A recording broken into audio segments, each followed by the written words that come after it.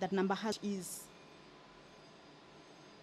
it is a directive from the Speaker that the bell be rung. The House needs a total of 15 members to be in the chambers to enable it start its business. But before then, what we have now is a quorum bell. I can see Mandera Senator, Honorable Ali Roba there, but members are still expected to get into the chambers if the House business is to. Remember, if the quorum is not achieved, then according to the standing orders, the Speaker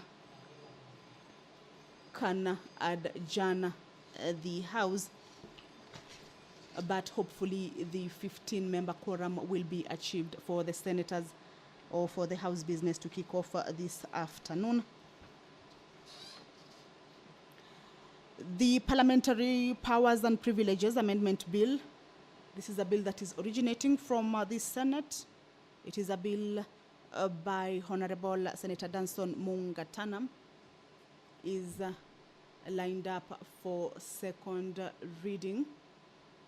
Also, the Natural Resources Benefit Sharing Bill, a bill originating from the Senate, Bill number 6 of 2022, is also lined up for second reading. The House is still waiting for the quorum to be achieved. We are hopeful that members will be able to walk in.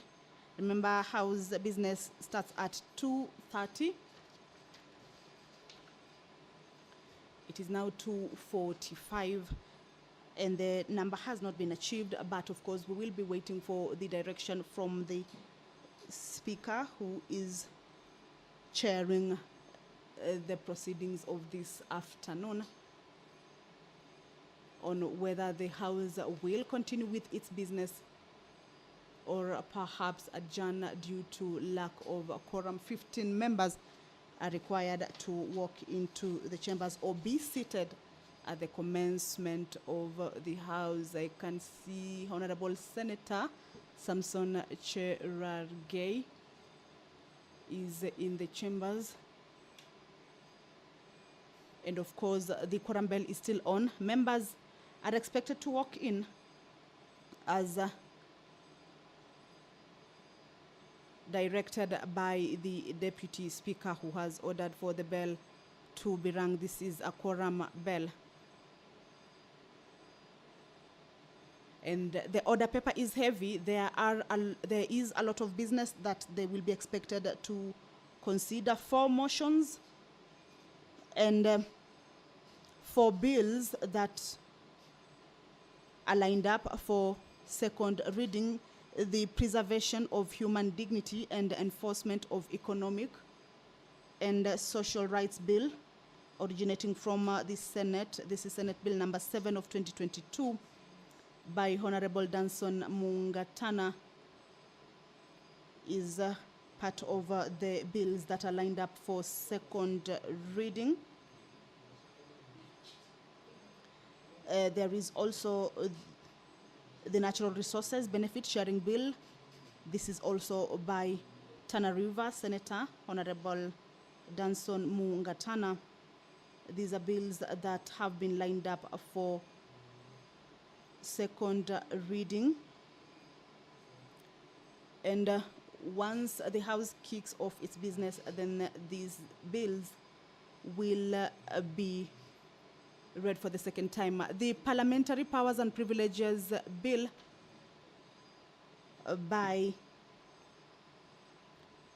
Honorable Danson Mungatana seeks to amend the Parliamentary Powers and Privileges Act 2017 to allow the Speaker of the House of Parliament to designate a member to chair the Committee of Powers and Privileges in his or her absence, and to prescribe categories of members and qualifications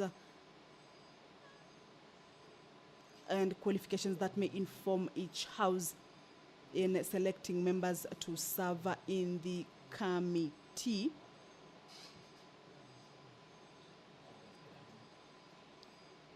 So, as you can see, Senator Cherargei is counting to see whether the number has been achieved, and he is indicating there that 3 more senators are needed to achieve the number, 15 members.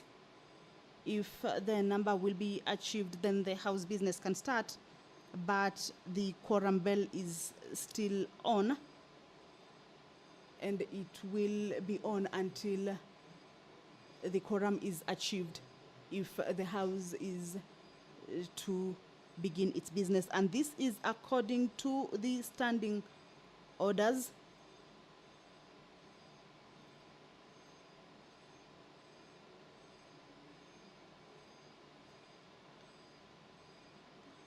And once the quorum is achieved, then the members can start. Then members can start the House business. But what we are seeing is that the quorum bell is still on, and members are also yet to take up their seats.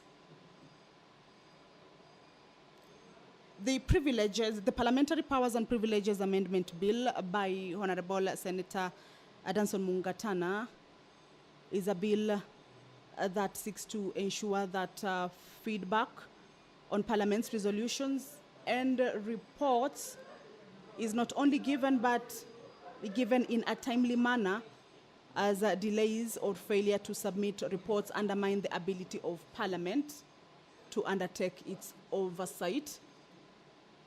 So the quorum must have been achieved now. As you can see, members are taking up their seats. I will now hand you over for this live broadcast brought to you by PBU in partnership with KBC. Good afternoon. Of oath. Next order. Order number 2, communication from the chair. Next order. Later.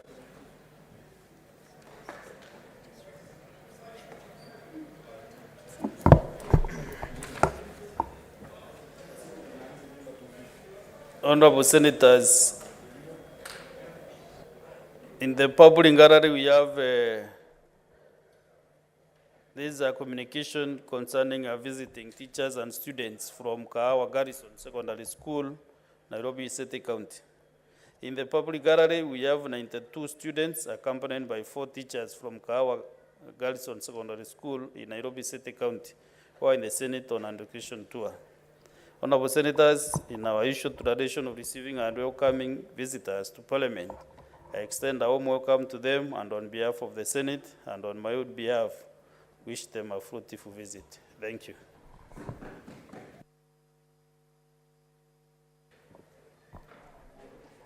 Nairobi Senator.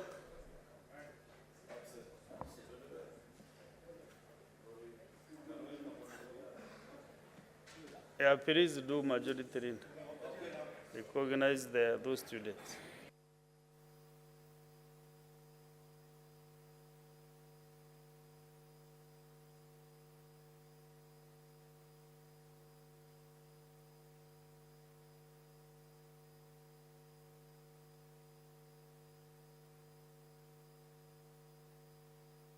Yes. Yeah. Thank you, Mr. Speaker. Ningetaka kuchukua fursa hii kuwakaribisha sana wanafunzi kutoka hii kaunti yetu nzuri ya Nairobi. Mumefanya jambo la hekima sana kutembea katika bunge letu la Seneti leo. Tunafurahia kuwa nanyi, na ningetaka kuwaeleza ya kwamba masomo ndio kitu ambacho mzazi anaweza kupa, ambacho hakuna yeyote ambaye anaweza kuchukua kutoka kwako. Mafunzo mnayopewa muyaeke kwa hali inayofaa. Mambo mengi yamekuwa sasa katika teknolojia tofauti. Nazidi kuwaomba muweze kufuata yale wazazi wanawaeleza, yale walimu wanawafunza, muweze kuwa viongozi bora kama pia sisi. Chochote kisije kikaja kika wafungia ndoto zenyu, mzidi kuweka bidii katika maisha na mtakuwa bora, kwa sababu hata sisi tulio hapa tulianzia hapo mlipoanzia na tukaweka ile bidii ambayo inayofaa, na Mungu pia tukamweka mbele, na hapa ndipo tupo leo, na Mungu awabariki sana. Thank you, Mr. Speaker. Yeah. There are a few requests. I don't know whether it is on the same matter. Senator Ososi. Senator Mahanzo Daniel.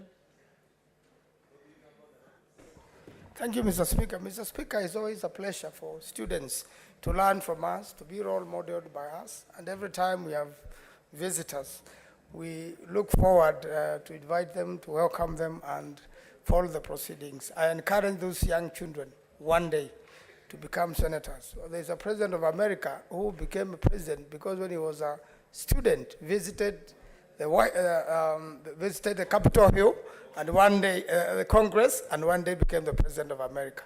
I wish them very well, and I encourage them to work hard so that one day they can sit here. Thank you, Mr. Speaker. Okay, next one.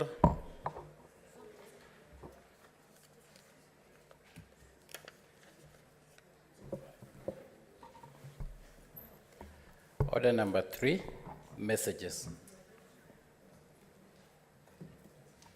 Next order. Order number 4, petitions. Next order. Order number 5, papers.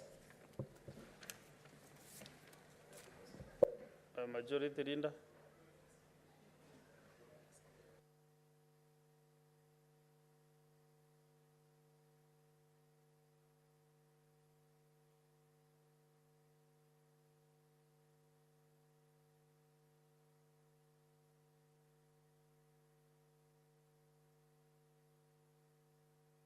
Thank you, Mr. Speaker. Mr. Speaker, sir, I beg to lay on the following paper on the table of the Senate today, the 23rd February 2022.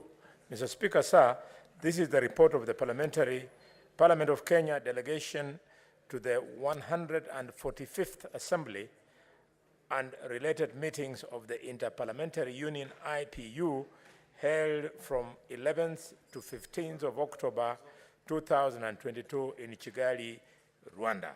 Thank you, Mr. Speaker. I beg to lay. Okay, Vice Chair.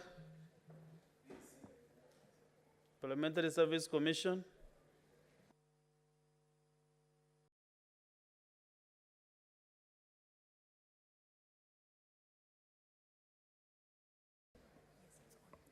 Thank you very much, Honorable Speaker. I beg to lay on the 23rd February 2023 this paper I beg to lay the following paper on the table of the Senate, the annual report of the Parliamentary Service Commission for the financial year 2021-2022. I beg to lay. Thank you. Next order. Order number 6, notices of motion. Senator Enoch Wambua, you have a motion under your name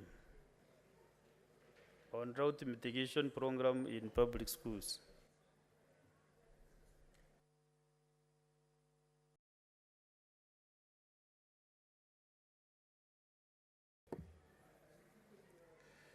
Thank you, Mr. Speaker, for this opportunity to give notice of motion. Mr. Speaker, I beg to give notice of the following motion.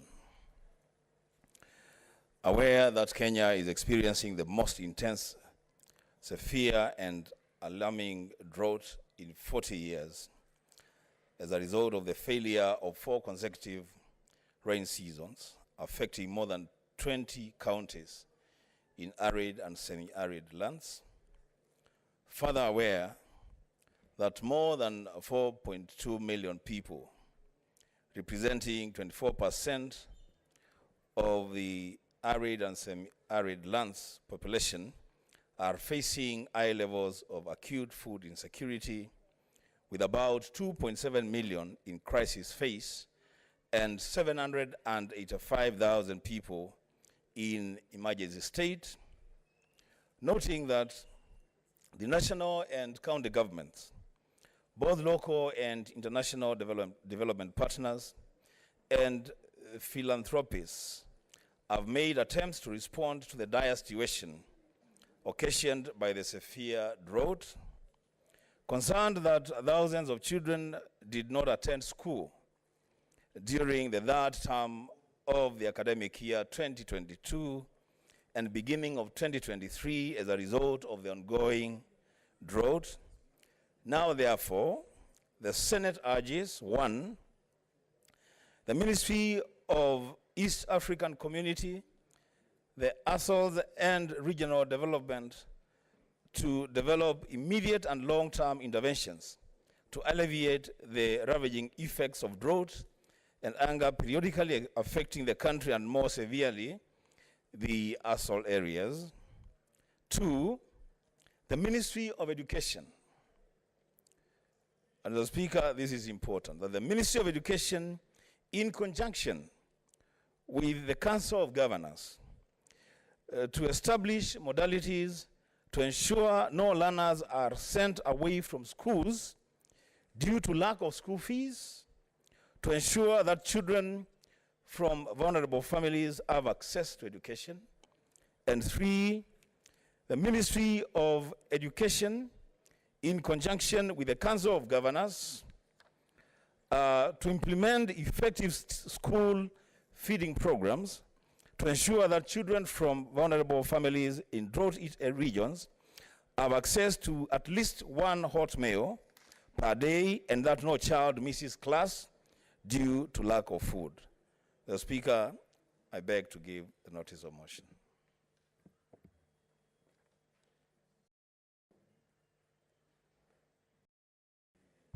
Next is Senator Kavindu.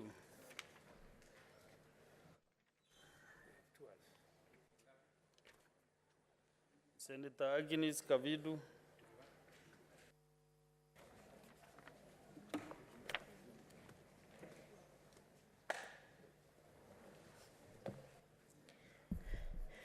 Thank you, Mr. Speaker, for giving me this opportunity to lay my motion before this Senate. Compensation to the Kenyan victims of 1998 bombing of the United States Embassy in Nairobi. Mr. Speaker, I lay to give notice to the following motions: that aware that disaster is defined as an overwhelming event and circumstance that tests the adaptation of response of the community and individuals beyond their capability and leads momentarily to massive disruption of functions for the community and individuals that often exceed their capability to cope with using existing resources. Further aware that such was the case in the 1998 US Embassy bomb disaster in Nairobi, in which many of the Kenyan casualties resulted from the collapse of an adjacent building located within a 2 to 3 blocks radius, and with reverberation being felt by most parts of the Nairobi that resulted to 213 Kenyans and 12 Americans killed and over 500 citizens of both countries being seriously injured, noting that US allies, including Kenya, have endured a great burden of death and long-term, and in many instances, permanent physical and psychological injury.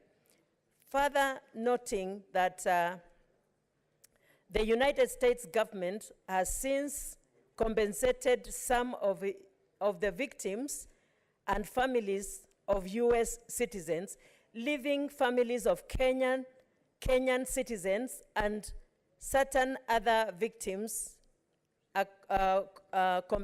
uncompensated.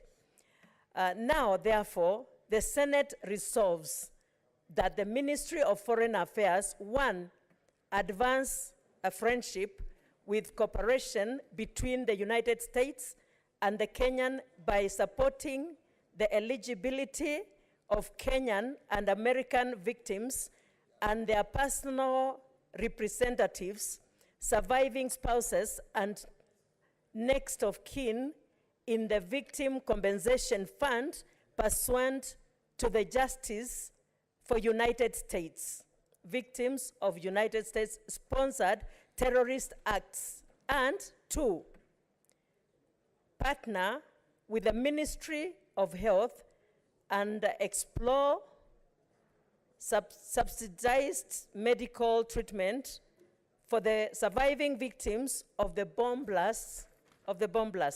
Mr. Speaker, sir, this issue.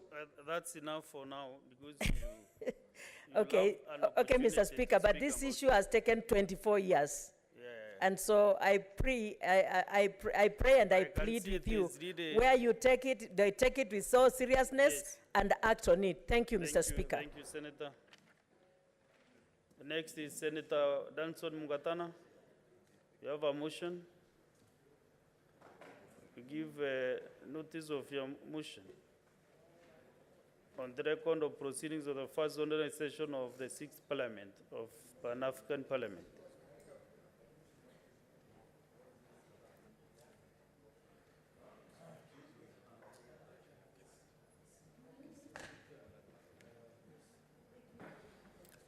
Mr. Speaker, I beg to give notice of the following motion, that the Senate notes the record of the proceedings of the first ordinary session of the 6th Parliament of the Pan-African Parliament held in Gallagher Convention Center, Midrand, South Africa on the 23rd October to 12th November 2022, laid on the table of the Senate on the 2023 Thursday. for record purpose. 2023, yes. Oh, no, 2022. You are It right. should be 2022, You are right. Mr. Speaker. Sorry, Senator Mungatana. Laid on the table of the Senate on Thursday, 16th February 2023. Thank you, Mr. Speaker. Thank you. Majority Whip, Senator Boni Karwale. Thank you, Mr. Speaker. Mr. Speaker, sir, I beg to give notice of the following motion. That the Senate notes the report of the Parliamentary Delegation of Kenya to the 145th Assembly and related meetings of the Interparliamentary Union, IPU, held on the 11th to the 15th of October 2022 in Kigali, Rwanda, which was laid on this table of the Senate today on Thursday, 23rd February 2023. Thank you. Thank you. Next order. Order number 7, statements. We have a couple of statements. We start with the Senator Professor Tom Odhiambo Jenda, Senator for Kisumu County. Mr. Speaker, If my record is ready to have 3 statements. Yes, Mr. Speaker, sir. Mr. Speaker, sir, I have 3 statements. The first statement is on the misuse of arms by Kenya Wildlife in Kisumu County, KWS. For NITA work, start with the one on the misuse of firearms. Misuse of firearms. Yes. Mr. Speaker, sir, I rise under Standing Order 53-1 to seek a statement from the Standing Committee on National Security, Defense and Foreign Relations regarding the misuse of firearms by officers of KWS in Kisumu County. In this statement, Mr. Speaker, sir, the committee should, 1, investigate the circumstances leading to the injury of one Byron Ochieng Alango, ID number 395-38206, who was allegedly shot by Kenya Wildlife Service Rangers on 26th December 2022 at Mamboleo Junction in Kisumu County. Secondly, to state the measures put in place to regulate the use of firearms by Kenya Wildlife Service officers in civilian areas in order to prevent misuse of firearms by KWS officers.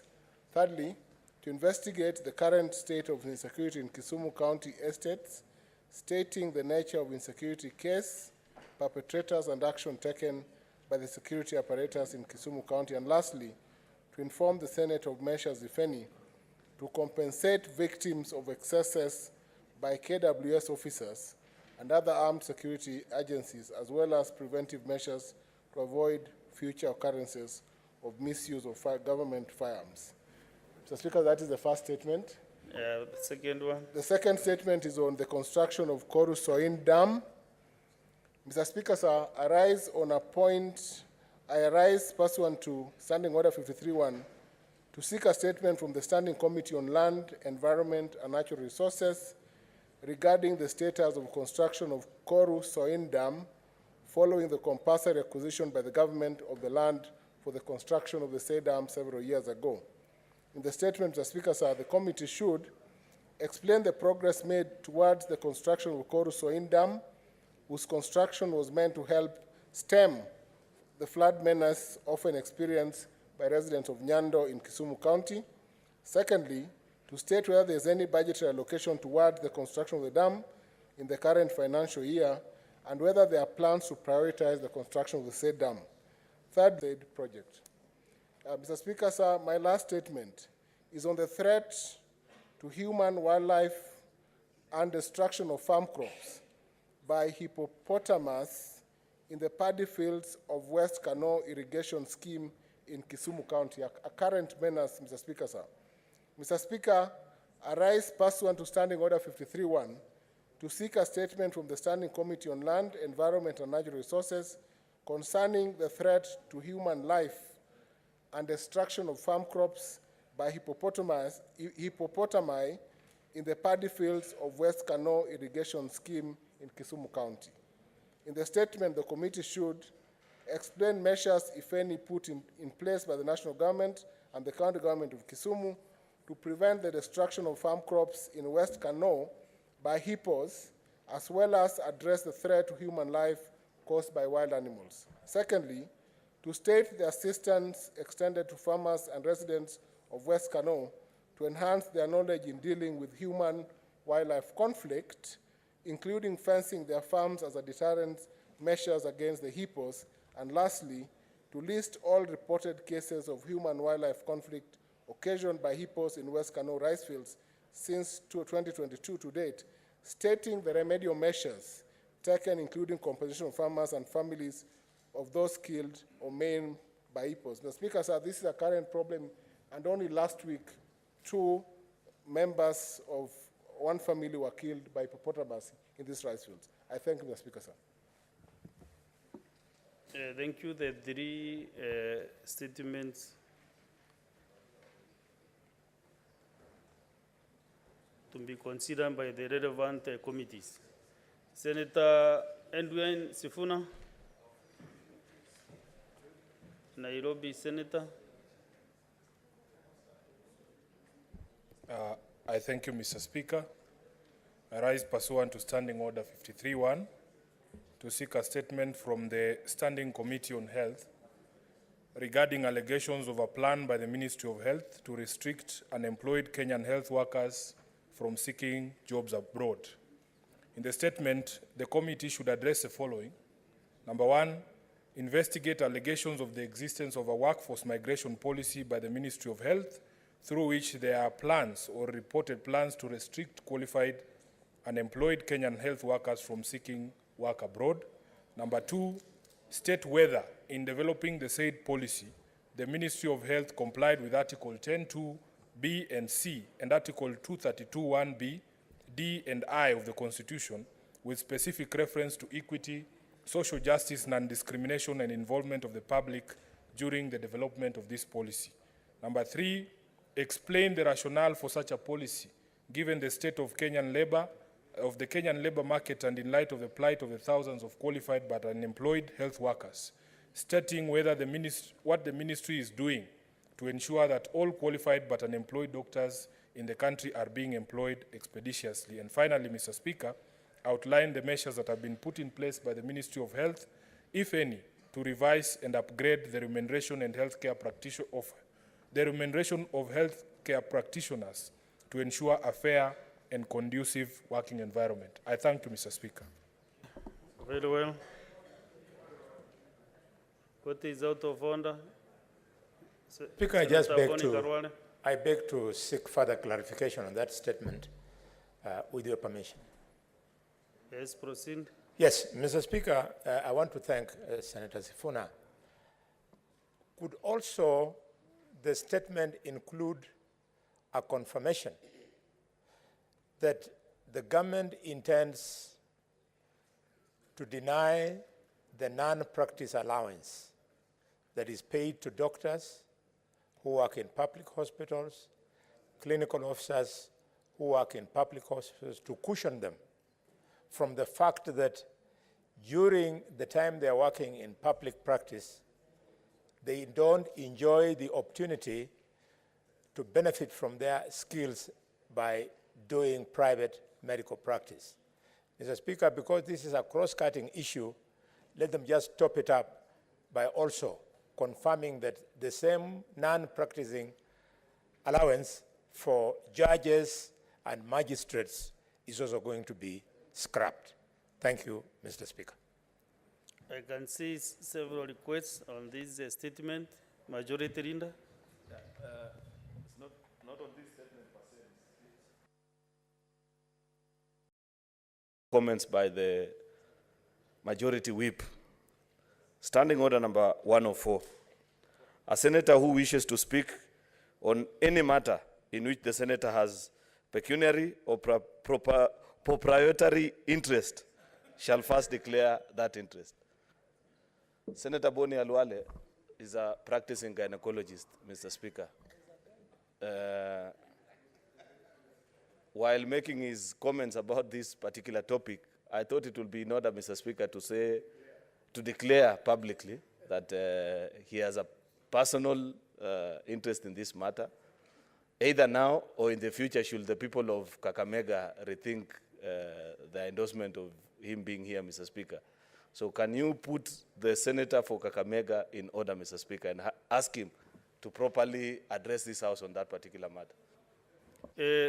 Majority Leader, he should do that because what he said is that the government wants to stop the non-practicing allowance. I don't know whether he is also maybe interested to be paid by the Parliamentary Service Commission. Senator Mboni Karwale and Dr. Mr. Speaker, Mr. Speaker, our Majority Leader is perfectly right. But he should have started by asking me to define what non-practicing allowance is. Non-practicing allowance, Mr. Speaker, is not paid to doctors in private practice. It is paid to doctors in the civil service. Mr. Speaker, I left the civil service when the leader of the majority was in kindergarten. And that is the last time I enjoyed that non-practicing allowance, Mr. Speaker. Which year was that, Senator Mboni Karwale? Which year was that? Mr. Speaker, because of the peculiar interests of the younger members of the fair sex, let me not disclose my age. Mr. Speaker, Mr. Speaker, sir, this is very important so that the country is on the same page. Currently, if a doctor is working in a public hospital, he is paid 35,000 shillings. Clinical officer is paid 20,000 shillings. A judge is paid 20,000 shillings. A magistrate is paid 15,000. This cushions them from the fact that their colleagues make more money from the profession. It cushions them to the extent that they are not attracted to go into private practice at the expense of the poor members of the public who cannot afford our fees, Mr. Speaker. Mr. Speaker, on the part of the judges and magistrates, you can imagine if a judge, because he's looking for money, he was to go and take instructions from a client, and later on in the day, in the fullness of time, the same client appears to him as a judge. So we're supposed to cushion them so that they don't come. There is confusion. People think that the doctors are looking for the 20,000 shillings, 35,000 shillings. 35,000 shillings to a doctor is peanuts. When you carry out one operation, Mr. Speaker, we make, as you know, all of you get our fees, between 50 and 200,000 shillings for an operation of 1 hour. So when we sacrifice, we don't go for those operations and take care of your families. Give us the 35,000 shillings so that we can buy some little presents for our children, and in my case, my grandchildren, Mr. Speaker.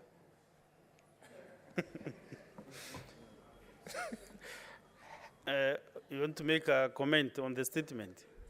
Now 2 minutes each, if any comment to the statement. The time you take from your seat to the dispatch box is 30 seconds. My comment is only 1 minute, Mr. Speaker. Mine is just further clarification. I know that we need to know, Mr. Speaker, why that direction was given where doctors are not allowed to travel. Number two, the number of doctors in the country that are supposed or have qualified, yet they are not employed in the country. And finally, Mr. Speaker, you remember there was a collaboration between county governments and the famous Cuban doctors. So what is the position? Because I thought there was also a collaboration where the Cuban doctors were working within our county hospitals, and then at that time the Ministry of Labor started a collaboration with the British government on how they were taking nurses to the Britain to continue and work there. So if those clarifications can be clarified, Mr. Speaker, then we shall be able to put that matter to rest. Thank you.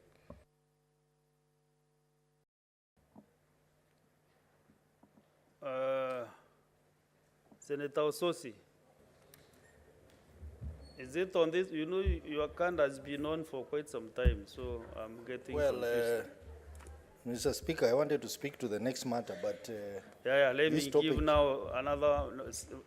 You want to speak still? Yeah, I can speak on this matter. Okay.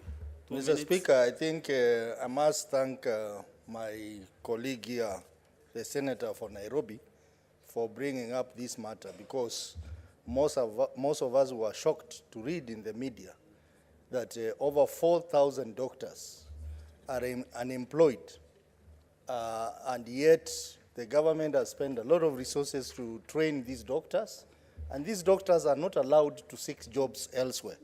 Mr. Speaker, this is a serious issue, considering the shortage of medical staff in our hospitals.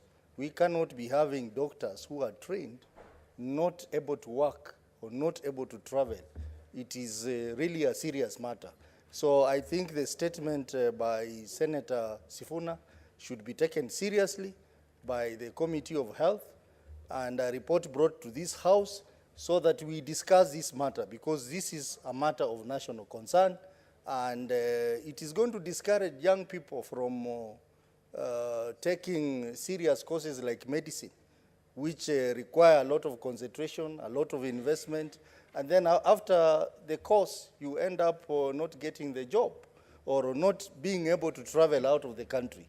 I think that is a draconian rule by this government, which the Committee of Health must seek to ensure that that rule is stopped henceforth. Mr. Speaker, allow me to also comment on the statements that we give in this House.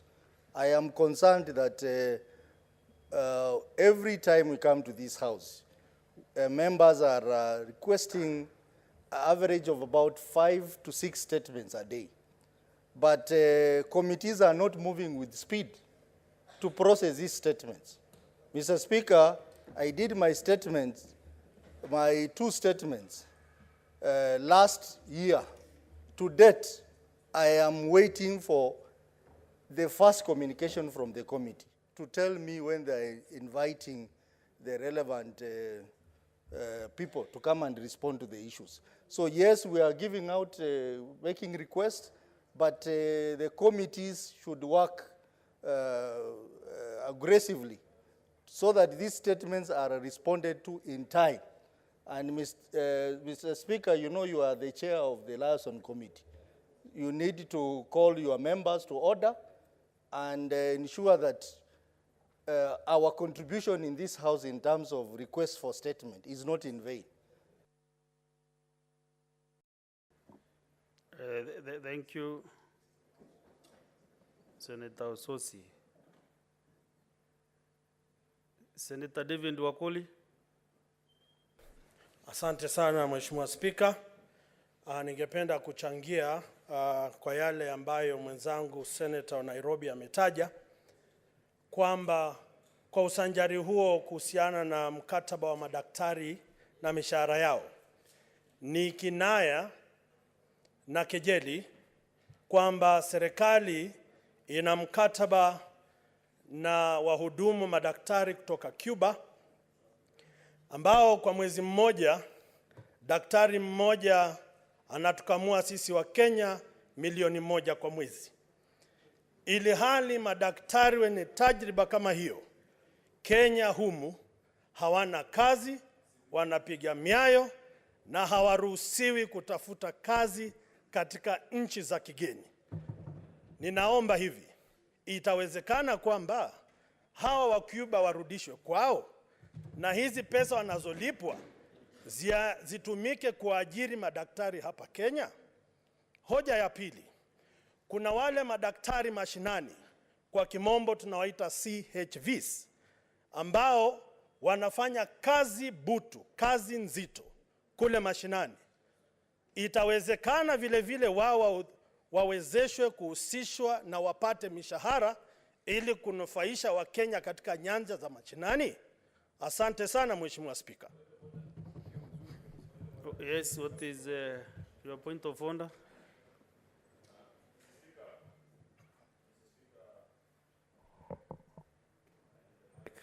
Mr. Speaker, sorry to interrupt the flow of program, but I wish to draw to your attention that we have a very important business on item number 8.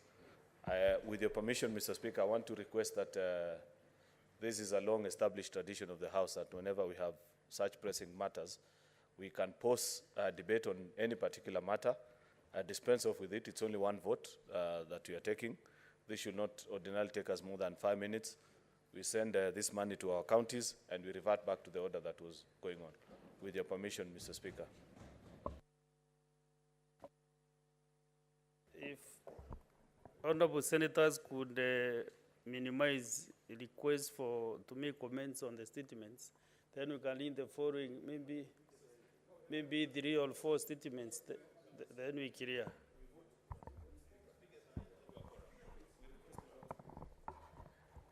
Honorable senators, we have our visiting teachers and students from Sabis International School, Nairobi City County.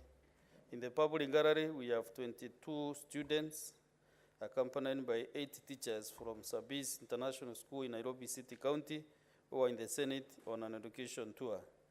In our usual tradition of receiving and welcoming visitors to Parliament, I extend a warm welcome to them, and on behalf of the Senate and on my own behalf, wish them a fruitful visit. Thank you. On this one, let us give, there is a request from Senator Tabitha Mutinda. Just 2 minutes.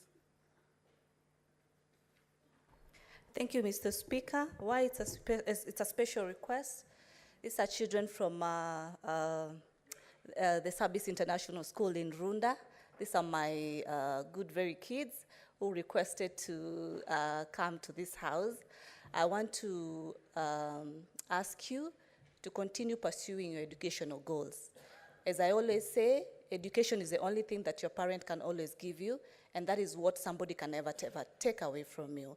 I wish you the best. I know you are in one of the best schools in this country. Do not take advantage because you get what maybe your parents can be able to provide. I'll also urge you to continue visiting other schools that might not have the facilities that you have, so that you're able to understand what this country offers. You are our future leaders. As here we are, we've walked an education journey. I urge you, I request you, I humbly ask you to shine in your education. Thank you, Mr. Speaker. Senator for Nairobi County.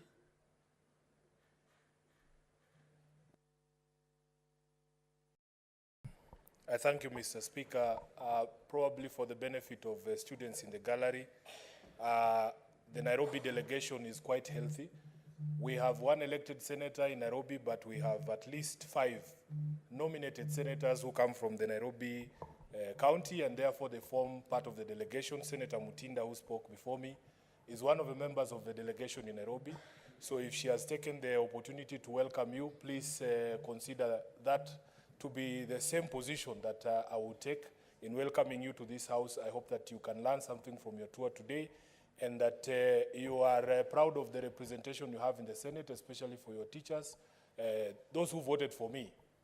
I want to say thank you very much, and enjoy your time here in the Senate. Asante sana.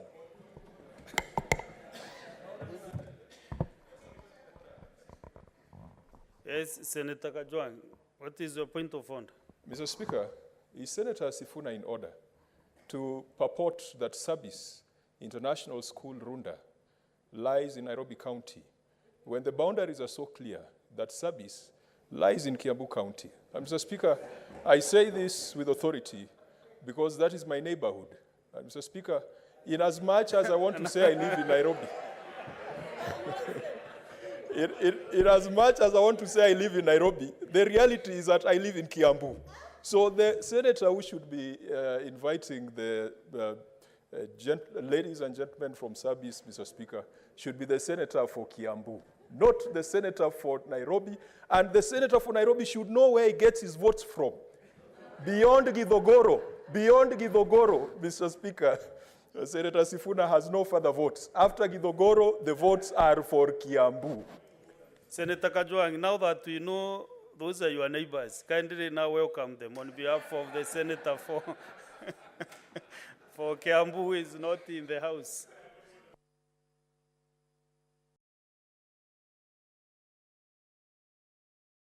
Mr. Speaker, as a resident of Kiambu County, I'd like to welcome the delegation from Sabis International School Runda. Mr. Speaker, it's a school that I'm very well familiar with because I've previously taken my son there for an interview. And Mr. Speaker, in as much as he was admitted to join Sabis, we were just not able to afford the fees. So that tells you how a choice of school it is. But Mr. Speaker, I am extremely and immensely proud of the students from Sabis who I see in my neighborhood and who are friends of my children, and even the staff of Sabis. Mr. Speaker, even the entrepreneurs, because before coming to this house, I was in the financial services sector, and I was in a group of company where Centum was part of it. Mr. Speaker, I want to congratulate the entrepreneurs who partnered to bring this world-class school to Kenya, to bring it to Kiambu County. And I do believe, we tend to ask ourselves, Mr. Speaker, actually, if you do a poll in here, and you ask yourself who went to an international school, you keep asking yourself, where do they usually end up? Mr. Speaker, I know you went to some rural DEB school, primary and secondary. Mr. Speaker, the senator for Uasin Gishu must have gone to some local school barefoot. So I want to encourage the children at Sabis that the job that we do is not a dirty job. It is a job that you can do having come through an international school. And we need more enlightened and woke people in this house, and I hope that many of you or some of you will find their way into this house. Thank you, Mr. Speaker. Now, the Senate for Kisumu County has approached the chair that somehow he thinks that some of his children are in this house, in the gallery. Or you still also, you live?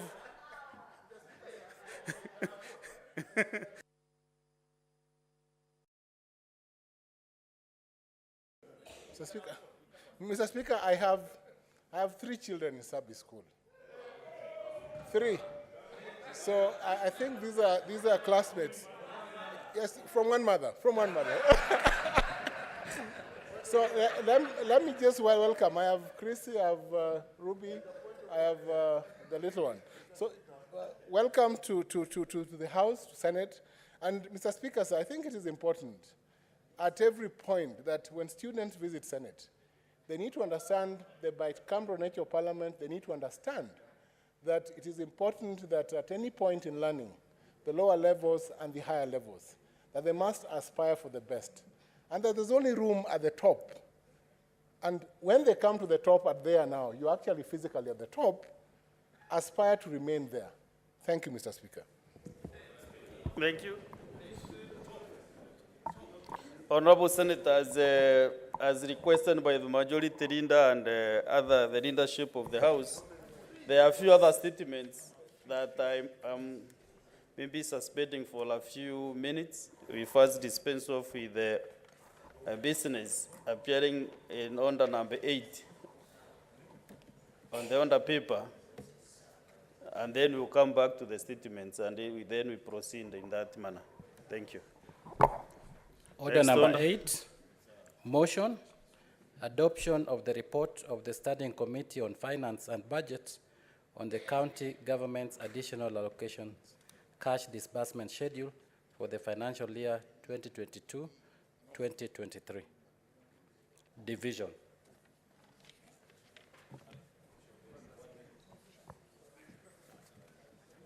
Division bill to belong for 1 minute. 1 minute.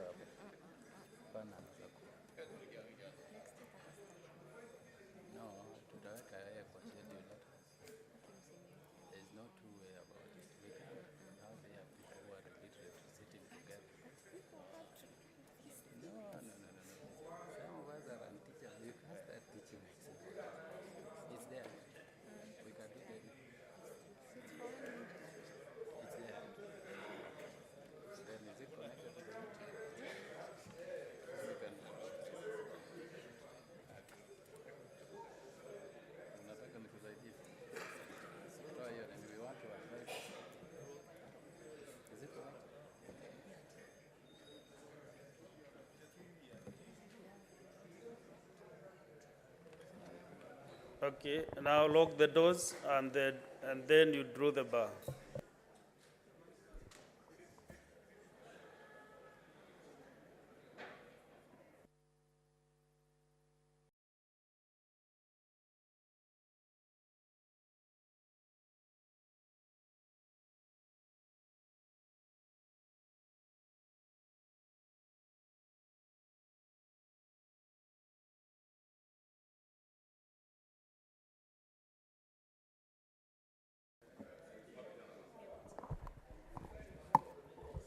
Honorable Senators,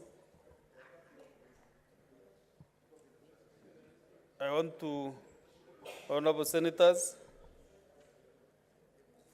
I put the question that the Senate adopts the report of the Standing Committee on Finance and Budget on the county government's additional allocations cash disbursement schedule for the financial year 2022-2023, laid on the table of the Senate on Thursday, 16th February 2023, and that pursuant to Section 17(7) of the Public Finance Management Act and Standing Order 1893, The Senate approves the county government's additional allocations cash disbursement schedule for the financial year 2022-2023.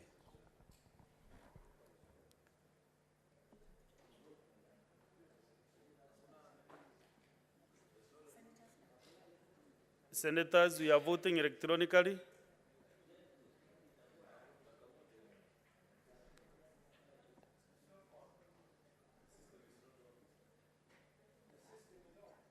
Confirm whether the system is okay.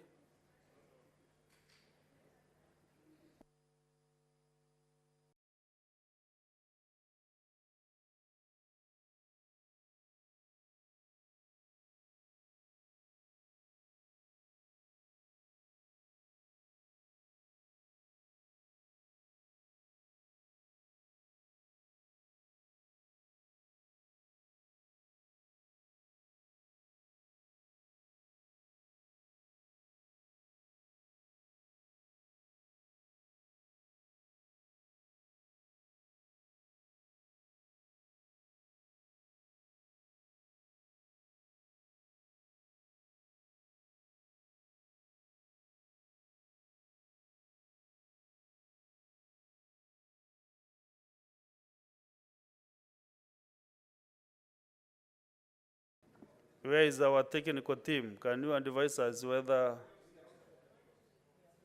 Okay.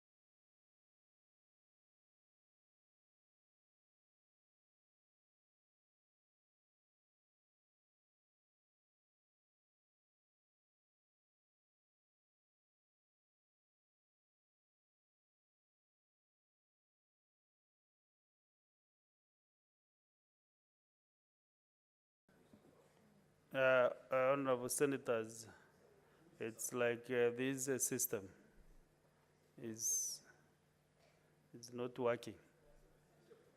So we can go the manual way. You can use the local. Yes.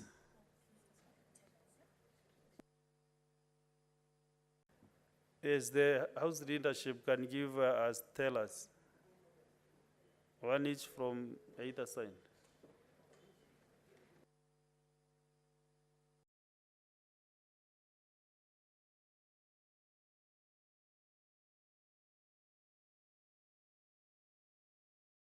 Senator Chimela.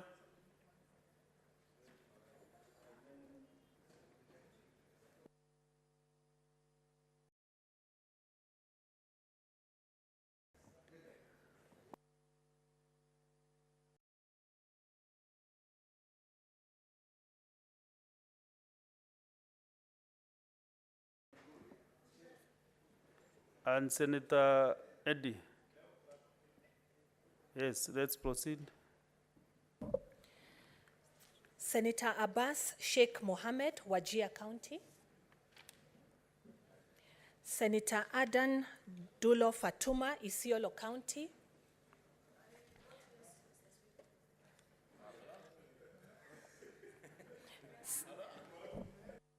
Go the vote from Senator Duro.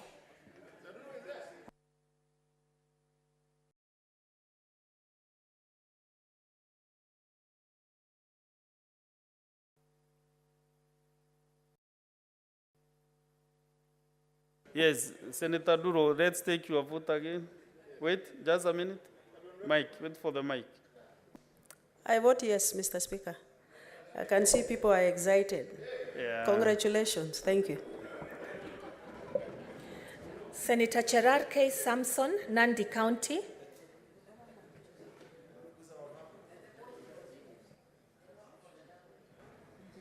Mr. Speaker, on behalf of the great people of Nandi, I vote yes. Senator Cheriot Aaron Kipkirui, Kericho County.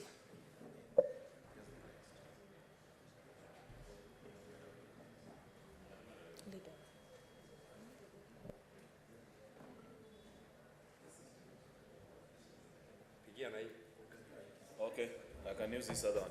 Mr. Speaker, I vote yes. Senator Chesang Alan Kiprotich, Trans Nzoia County. Senator Chute Mohammed Said, Marsabit County. I vote yes. Senator Ikomwa James Lomenen, Turkana County.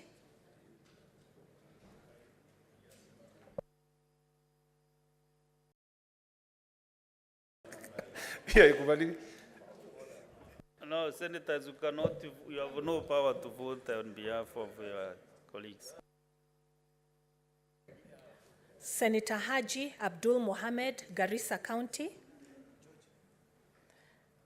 Senator Kajwang Moses Otieno, Homa Bay County. No. I'm here. I vote yes.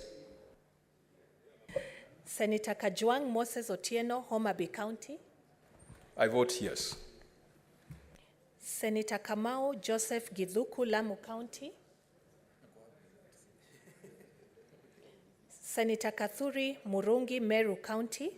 I vote yes. Senator Keroche Tabitha Karanja, Nakuru County. Senator Halwale Boni, Kakamega County. I vote yes. Senator Kipkorir William Cheptumo, Baringo County. I vote yes. Senator Kisang William Kipkemoi, Elgeyo Marakwet County. I vote yes. Senator Lelegwe Steve Tumbesi, Samburu County. I vote yes. Senator Manzo Daniel Kitonga, Makueni County. On behalf of the great people of Makueni, I vote yes. Senator Madzayo Stewart Mwachiru, Kilifi County.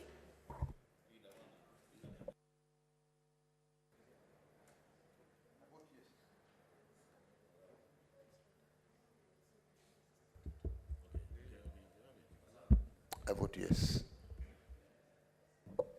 Senator Mandago Jackson Kiplagat, Wasingishu County. Mr. Speaker,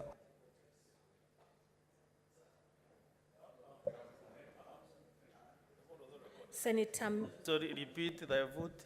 Senator Mandago. Mr. Speaker, I vote yes. Senator Methu John Muhia, Nyandarua County. Mr. Speaker, sir, I vote yes. Senator Mogeni Eric Okongo, Nyamira County. Mr. Speaker, I vote yes. Senator Mundigi Alexander Munyi, Embu County. Senator Mungatana Danson Buya, Tana River County.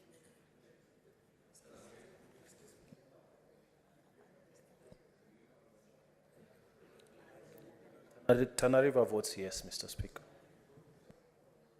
Senator Murango James Kamau, Kirinyaga County. Senator Mudhama Agnes Kavindu, Machakos County. Mr. Speaker, on behalf of Machakos people, I vote yes. Senator Mwaruma Jones Mwashushe, Taita Taveta County.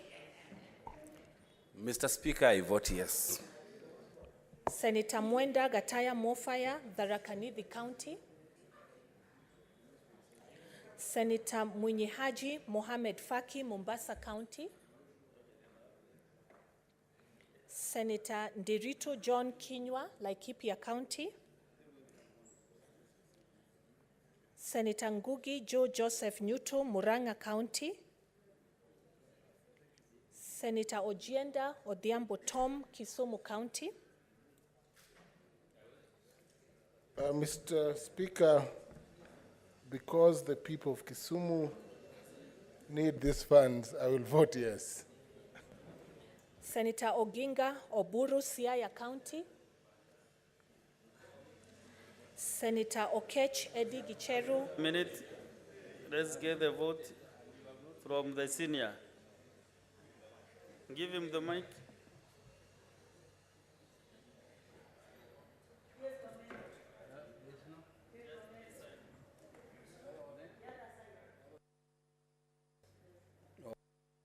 One has come. Okay, Mr. Speaker, sir, Siaya votes yes. Senator Okech Eddie Gicheru, Migori County. Mr. Speaker, Migori votes yes. Senator Okoiti Andrew Mtata, Busia County.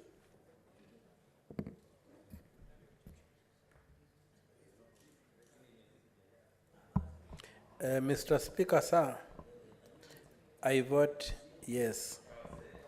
Senator Olekina Ledama, Narok County. Mr. Speaker, I vote yes to send 110 million shillings to Narok County as additional revenue.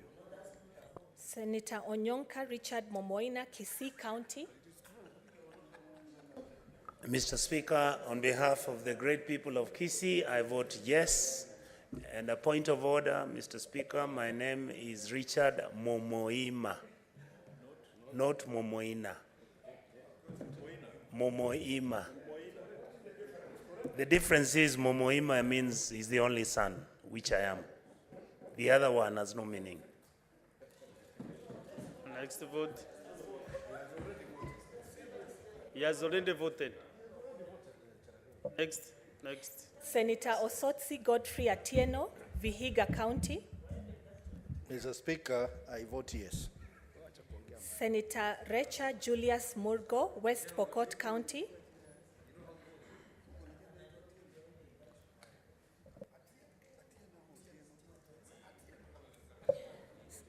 Senator Roba Ali Ibrahim, Mandera County.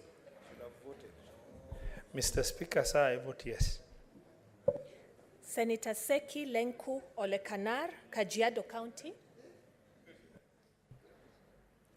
Mr. Speaker, I vote yes. Senator Sifuna Edwin Watenya, Nairobi County. Mr. Speaker, I vote yes.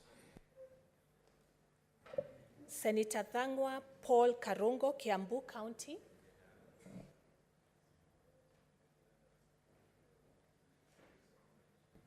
Senator Wafula David Wakoli, Bungoma County.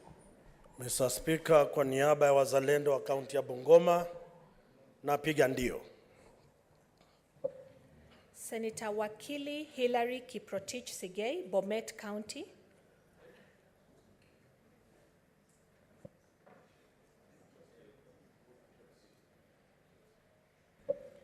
Senator Wamatinga Wahome, Nyeri County. Senator Wambua Enoch Kio, Kitui County.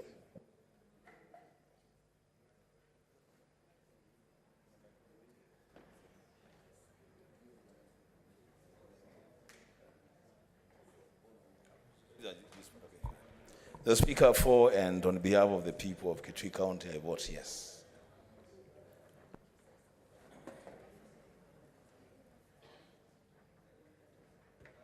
Yes, you can learn through again if to check whether there is someone who has not voted.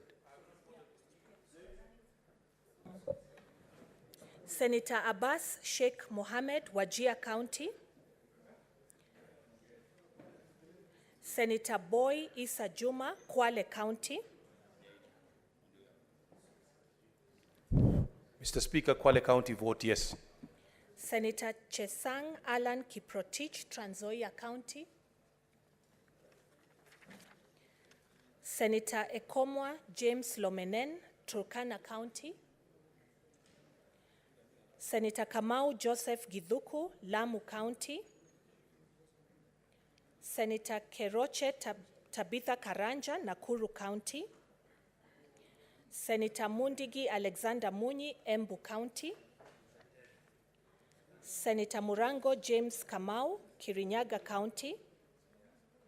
Senator Mwenda Gataya Mofaya, Tharaka Nithi County. Senator Mwinyihaji Mohamed Faki, Mombasa County. Senator Nderitu John Kinywa, Laikipia County. Senator Ngugi Joe Joseph Nyutu, Murang'a County. Senator Recha Julius Murgo, West Pokot County. Senator Thangwa Paul Karungo, Kiambu County.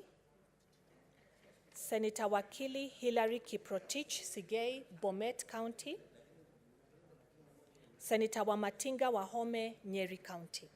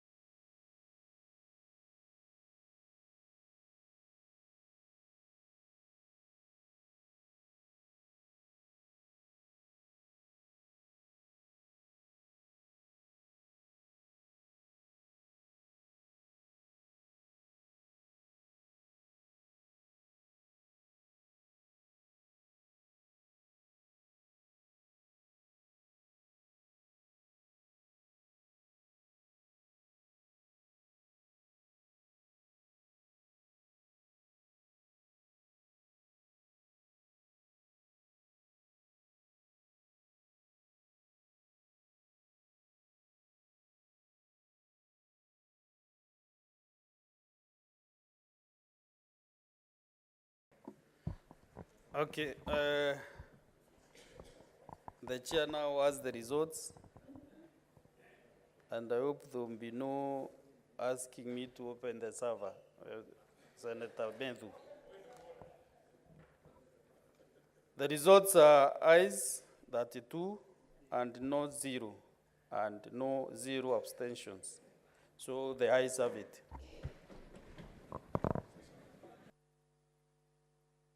Yes, do the bars and open the doors. Now let's go to the previous zone again. We clear the statements. Now you get the statement from Senator Mohamed Chute.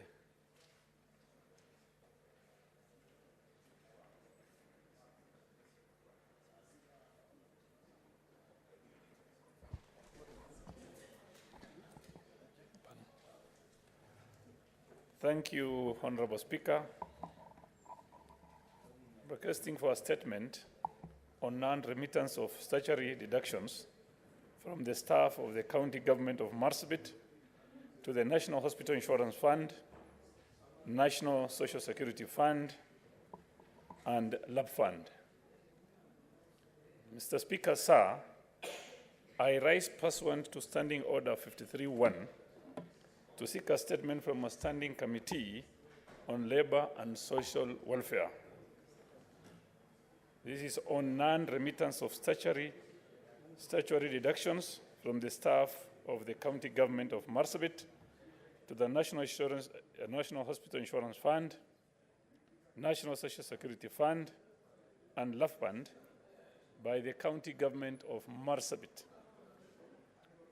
In the statement, the committee should, 1, report on the status of NHIF, NSSF, LAF Fund, and loan deductions from the staff of Marsabit County and subsequent remittances to NHIF, NSSF, and LAP Fund. 2,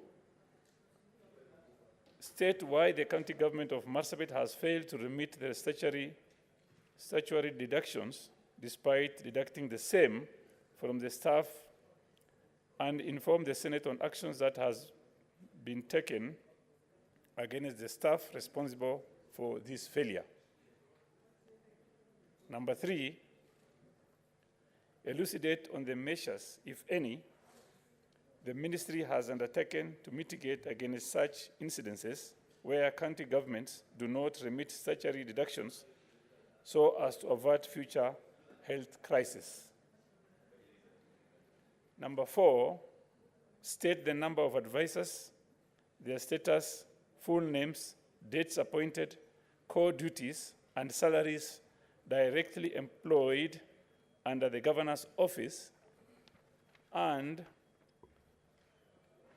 finally, provide status of gratuity remittances for CEOs, CECs, Public Service Board members, and the County Assembly members, detailing what is outstanding yet to be remitted and actions to be taken against the officers responsible for failure of timely remittances.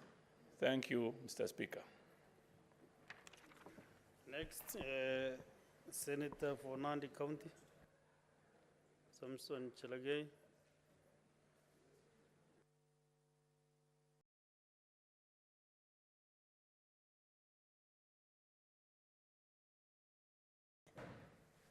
Mr. Speaker, thank you. Request for statement on the reintroduction of bank charges on mobile wallets. Mr. Speaker, sir, I raise pursuant to Standing Order 53-1 to seek a statement from the Standing Committee on Finance and Budget regarding the reintroduction of bank charges on the mobile wallets such as M-Pesa, Airtel Money, and T-Cash.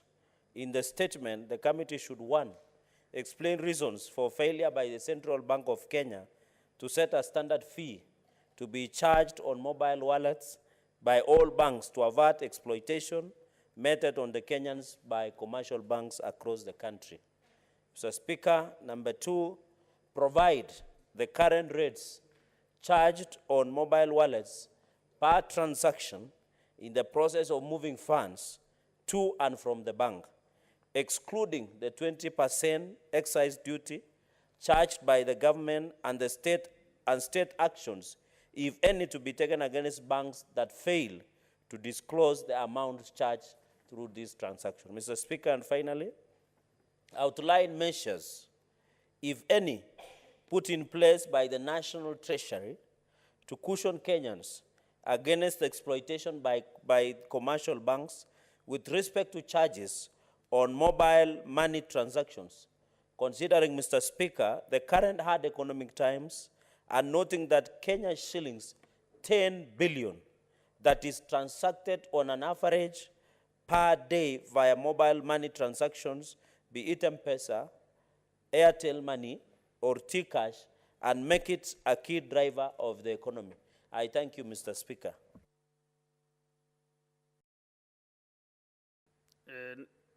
I'll give comments at the end of the next 3 statements, then we consolidate the comments. Next is Senator Christo Asige.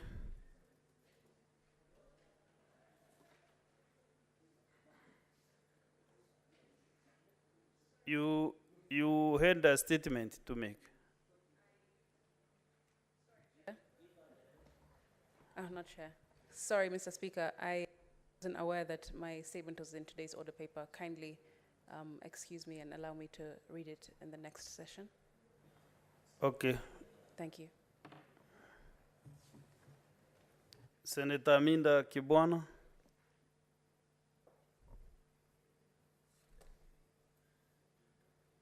Senator Tabitha Mutinda. Okay, those three statements has been deferred till the next sitting. Yes, I want to give at least 2 comments from both sides. Senator Kisang, William. Thank you, Honorable Speaker. Honorable Speaker, I wish to make comments on the last 3. One is, Honorable Speaker, by the time employees are paid, they get paid their gross salary, which includes pay as you earn, which is a statutory deduction, NSSF, NHIF, and pension deduction, is part of the salary. So we don't see the reason why the county government of Marsabit and others are not remitting these statutory deductions. Honorable Speaker, we need to compel these counties to pay, and also pay including the penalties, because I know NHIF charged almost 200% penalties.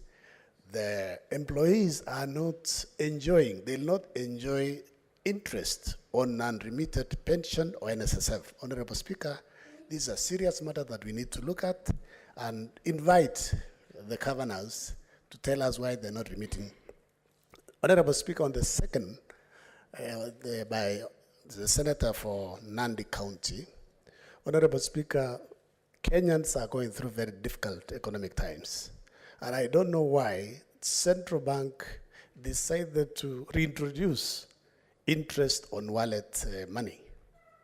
So we need, Honorable Speaker, that they go back, because Kenyans are still suffering from what happened during the COVID times. We need them to rescind the decision so that we go back where we were 2 years ago. Finally, Honorable Speaker, on doctors, I know we had made comments on Ministry of Health from denying our doctors who are not employed from going out of the country.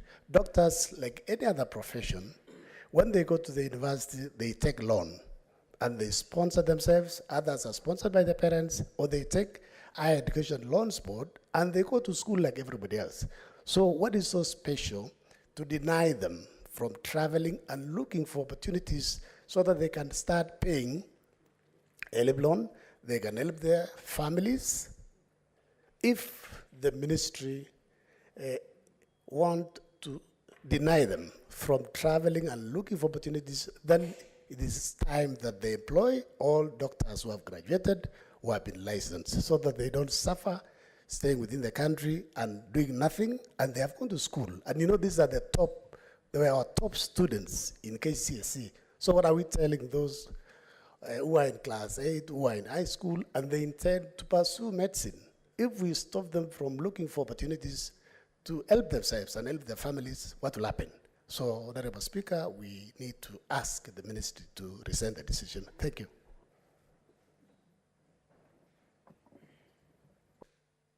Senator Cheptumo.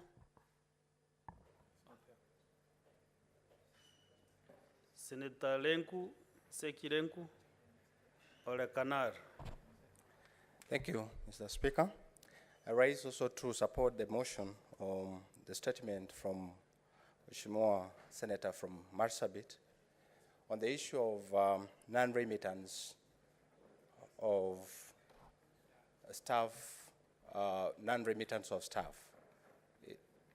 I want to support that this is a very motive issue where the counties are not remitting the statutory deductions, not just statutory deductions, but even loans and even SACCO dues for members.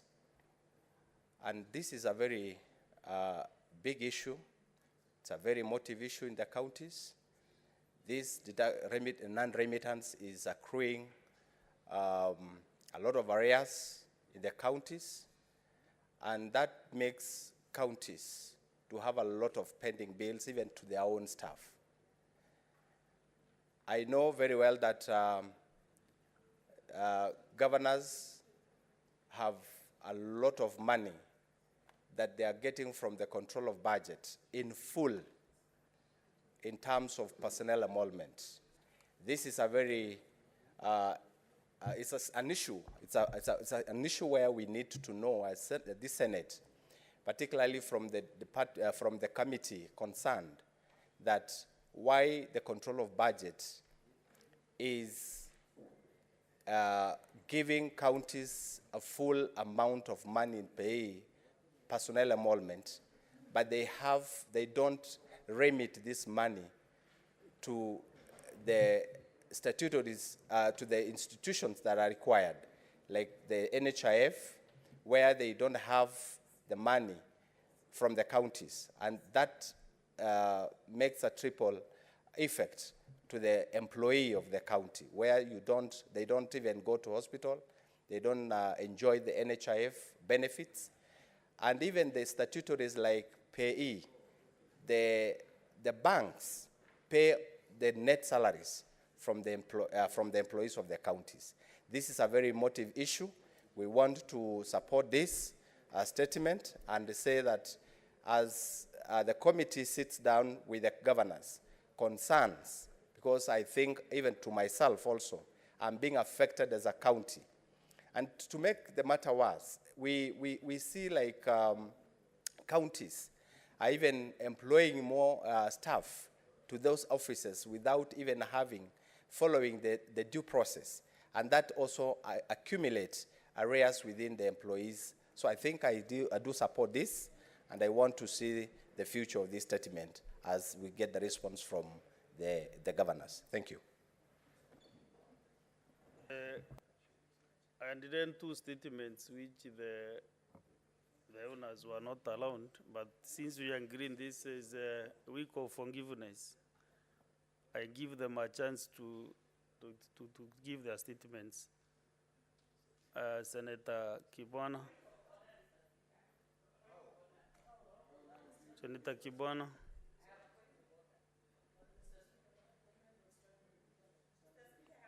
Later. Proceed.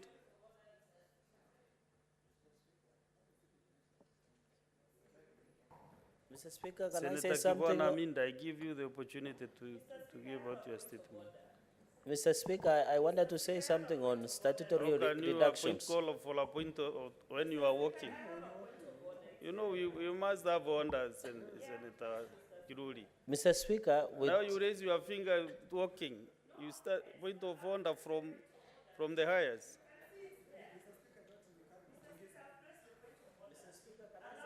What is your point of order?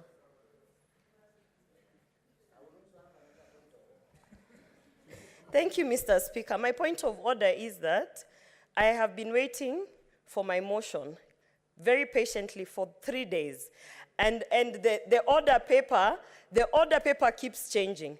People who have been absent when their statement has been called are walking in and asking for leniency when I've been patiently waiting to actually move the motion on sanitary towels, Mr. Who are you Speaker. challenging that aspect? I am just saying, Mr. Speaker, if we can Who follow has the... refused your motion not I'm to just go saying, my point of order is, if we can follow the order paper, Mr. Speaker, if we can follow the order paper, because let's be serious, What is out Mr. of order, Speaker. Senator Ngirore? I'm What not is out getting of you. order is that there All those issues are in the order paper. Yes, but Mr. Speaker, Consult your when machine. you called upon them, they were absent Proceed, in the House. Senator Kibwana. Point of order. What is Senator Chute moment? Mr. Speaker, I also have a similar motion, and I think, Madam, because I think the clerks are following some... Clerks by the chair. She's challenging the chair. Yes, not yeah, even that's why she's out of order. Yes, Yes. completely out of order. Senator Kibwana, proceed. Senator Kajwang, you're eating into the next order, which is, you know. Yes. What is it, Senator Kajwang? Mr. Speaker, you know, it's not always war when we're in the House.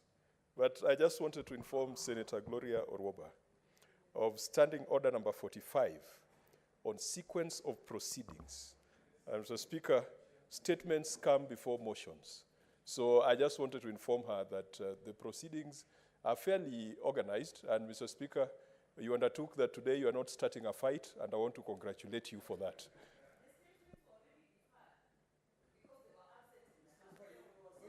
Senator Gloria, you know, Senator Kibwana, can you kindly...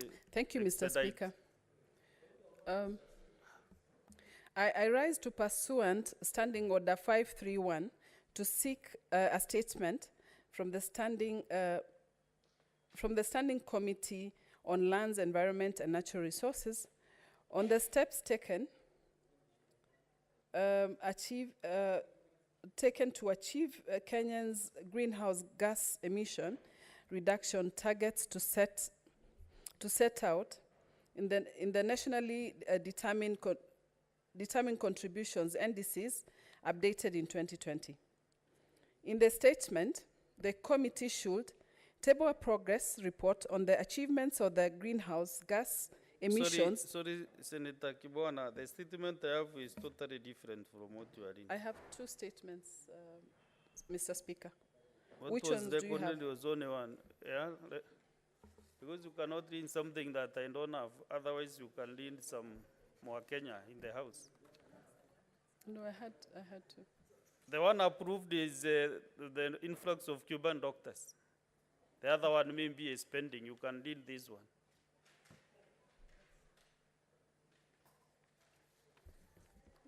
Thank you, Mr. Speaker.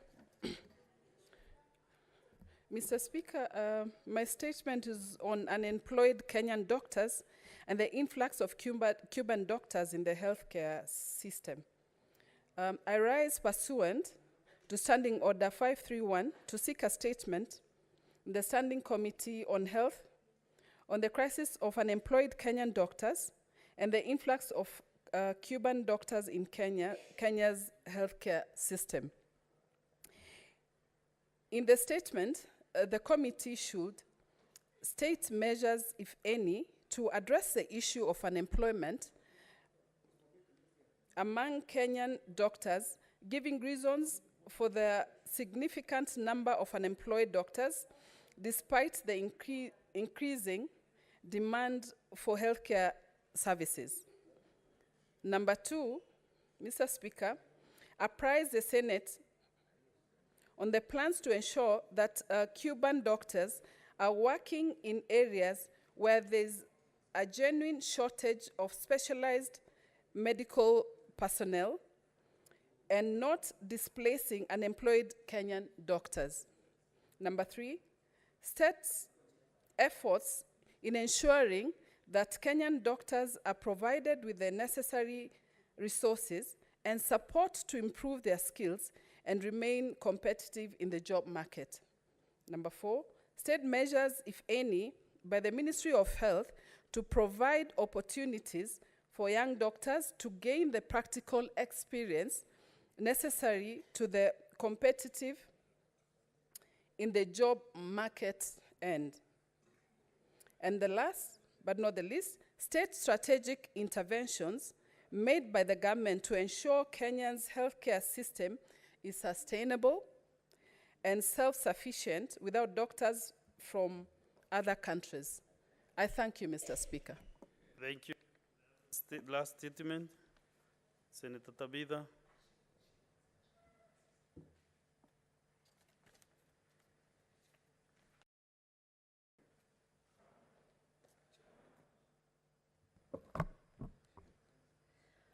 Thank you. Thank you, Mr. Speaker.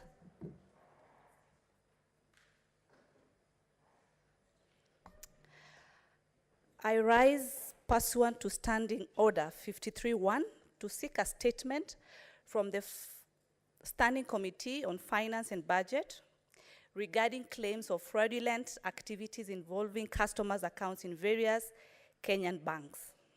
In the statement, the committee should investigate claims of fraudulent withdrawals of funds from accounts belonging to customers at various Kenyan banks.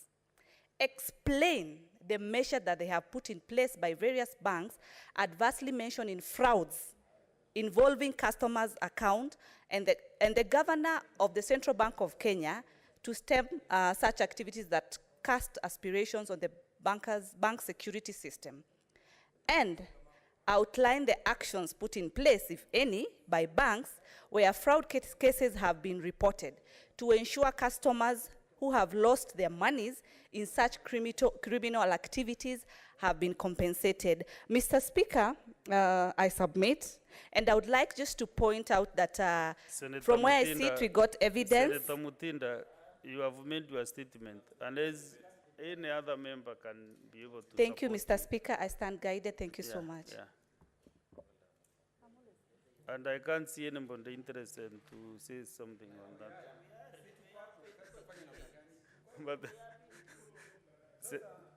But the last one, let us get the last statement, then I give you. Yeah, the last one, Senator Christo Asige.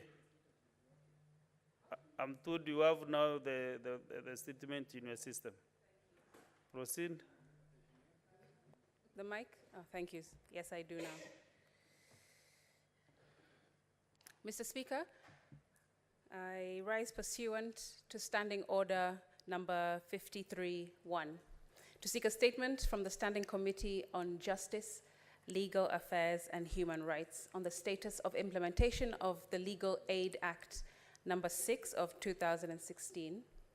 In the statement, the committee should appraise the Senate on the state of implementation of the Act in providing affordable, accessible, sustainable, credible, and accountable legal aid services to individuals in Kenya in accordance with the Constitution since its commencement on the 10th of May 2016, outlining the operations of the legal aid scheme. State the number of cases taken up by the National Legal Aid Service in providing representation of persons granted legal aid under the Act. State efforts undertaken by the office in promoting legal awareness and access to the service in the last 5 years, outlining any challenges encountered.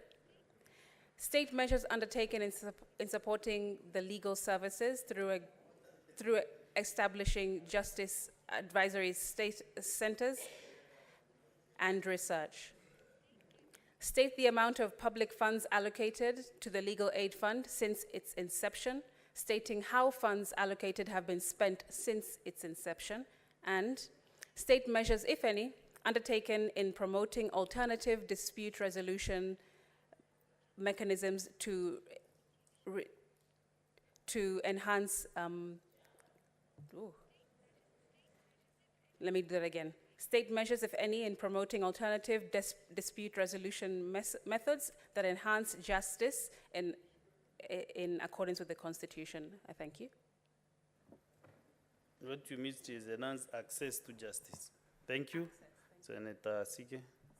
Let us get a few comments from Rito John Kenywa, Senator Rekipia. Limit yourselves to 1.5 minutes.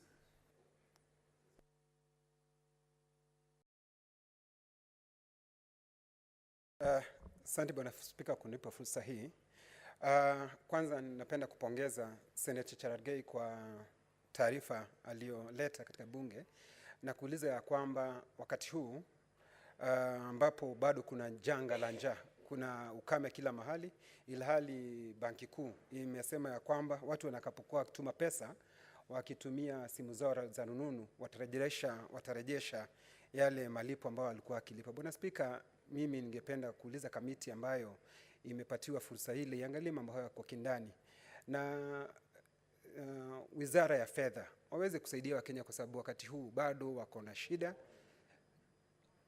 shida na wangependa kuwa waendelee. Senator Okech, what is your point of order?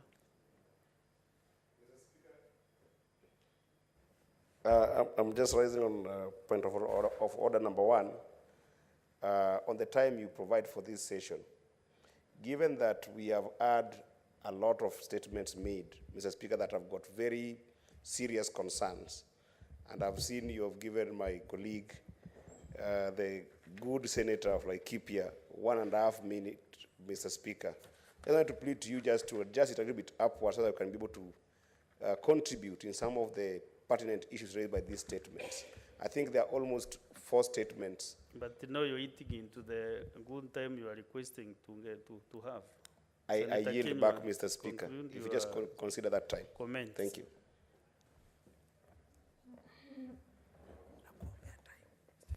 Asante Jua Kech kwa kusema niongezee muda. Si kutaka kusema kwamba tayari alisema nikiwa hapa, kama ningemwambia niongezee muda kana kwamba ningekuwa nikimuonyesha, kwa sababu nimekaa katika kiti kile na mimi naelewa jukumu alionayo. Kwa hivyo asante, nashukuru Senator Akech. Lakini Bwana Spika, mimi nasema ya kwamba ni vizuri Wizara ya Fedha iangalie hayo mambo kwa kindani na aweze kuambia Banki Kuu ni vizuri hayo malipo yasiweze kurejeshwa, kwa sababu bado yale makali ya ugonjwa wa corona yanaendelea kuadhiri wa Kenya kila mahali. Kwa hivyo ni vizuri kwanza wangoje, wapatie wa Kenya muda, hata kama ni miezi mingine 6 ama mwaka mmoja, waweze kurejelewa na hali yao ya kawaida, Bwana Spika.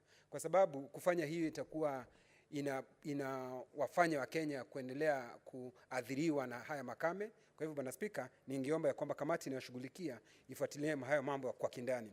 Bwana Spika, kuna taarifa ambayo imeletwa kuhusu vile banki zetu zinavyowanyanyasa wa Kenya kwa kuingia katika akaunti zetu na kutoa pesa kiholela. Bwana Spika, ni vizuri haya mambo yaangaliwe kabisa. Bwana Spika, unapata ya kwamba mtu katika akaunti yake amewacha akiwa na kiasi fulani cha pesa, alafu wakati anapoenda kutoa, pengine analipa hospitali ama anataka kulipia mtoto shule, anapata pesa tayari zimetolewa, na zimetolewa kwa njia ambayo hafahamu na haielewi. Bwana Spika, kamati yetu ya fedha inapaswa iangalie mambo kwa kindani, na wale ambao watapatikana wamekuwa wakiwalagai wa Kenya kwa njia ile, wachukuliwe hatua za kisheria na waweze kuchukuliwa hatua kali, ili benki zetu zionekane zinafanya kazi ambazo zinapaswa kufanya, kulinda pesa zetu, lakini si kuwalagai na kuibia wa Kenya ambao wana imani na wao. Bwana Spika, kwa hivyo naunga mkono taarifa iliyoletwa na Tabitha, na nataka kusema kamati ambayo najua inashughulikia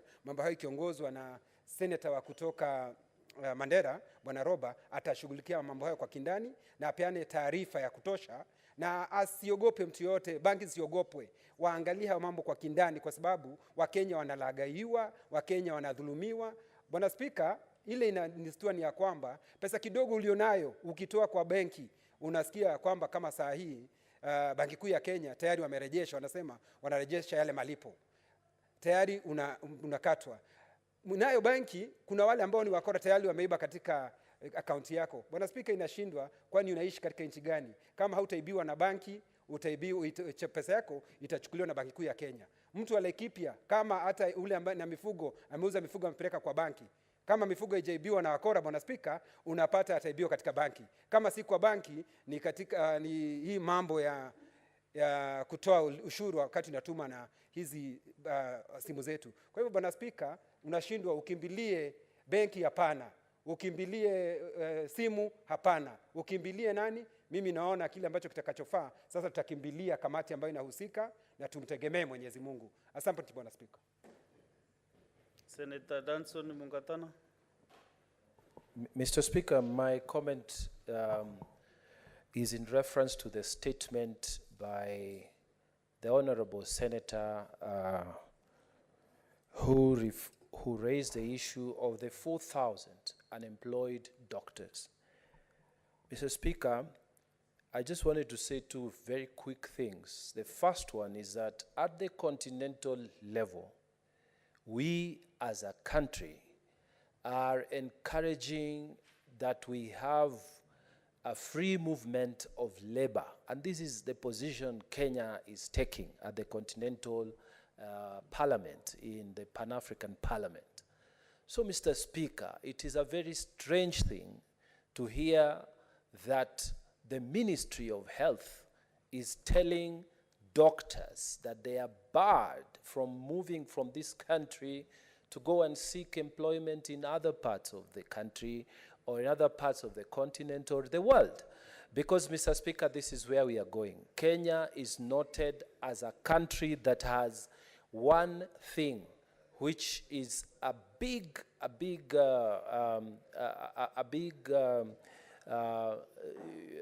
what is it called? A big resource, which is educated population, Mr. Speaker. So we are encouraging the Health Committee to look at this question vis-a-vis continental commitments and international commitments that Kenya has made in terms of encouraging migration of labor. Secondly, Mr. Speaker, we want to ask the Health Committee, as is looking at this statement, to also look at the fact that some counties like Tana River County, Mr. Speaker, they do not have sufficient doctors. So how does it come that doctors are unemployed and counties such as Tana River counties remain with insufficient medical employees? So, Madam Speaker, Mr. Speaker, as they are looking at this, question, they will then also need to look at those two issues as they do their investigation. I thank you, Mr. Speaker. Senator Andrew Okej. And allow me to give two members from this end, and then we make progress.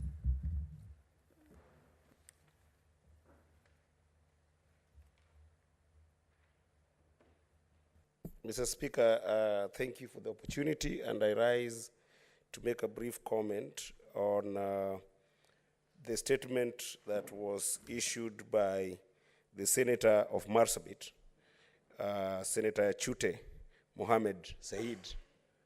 I think that, Mr. Speaker, the issue of statutory deductions in this country is becoming a very serious issue, and it's actually becoming a death sentence to many of Kenyans.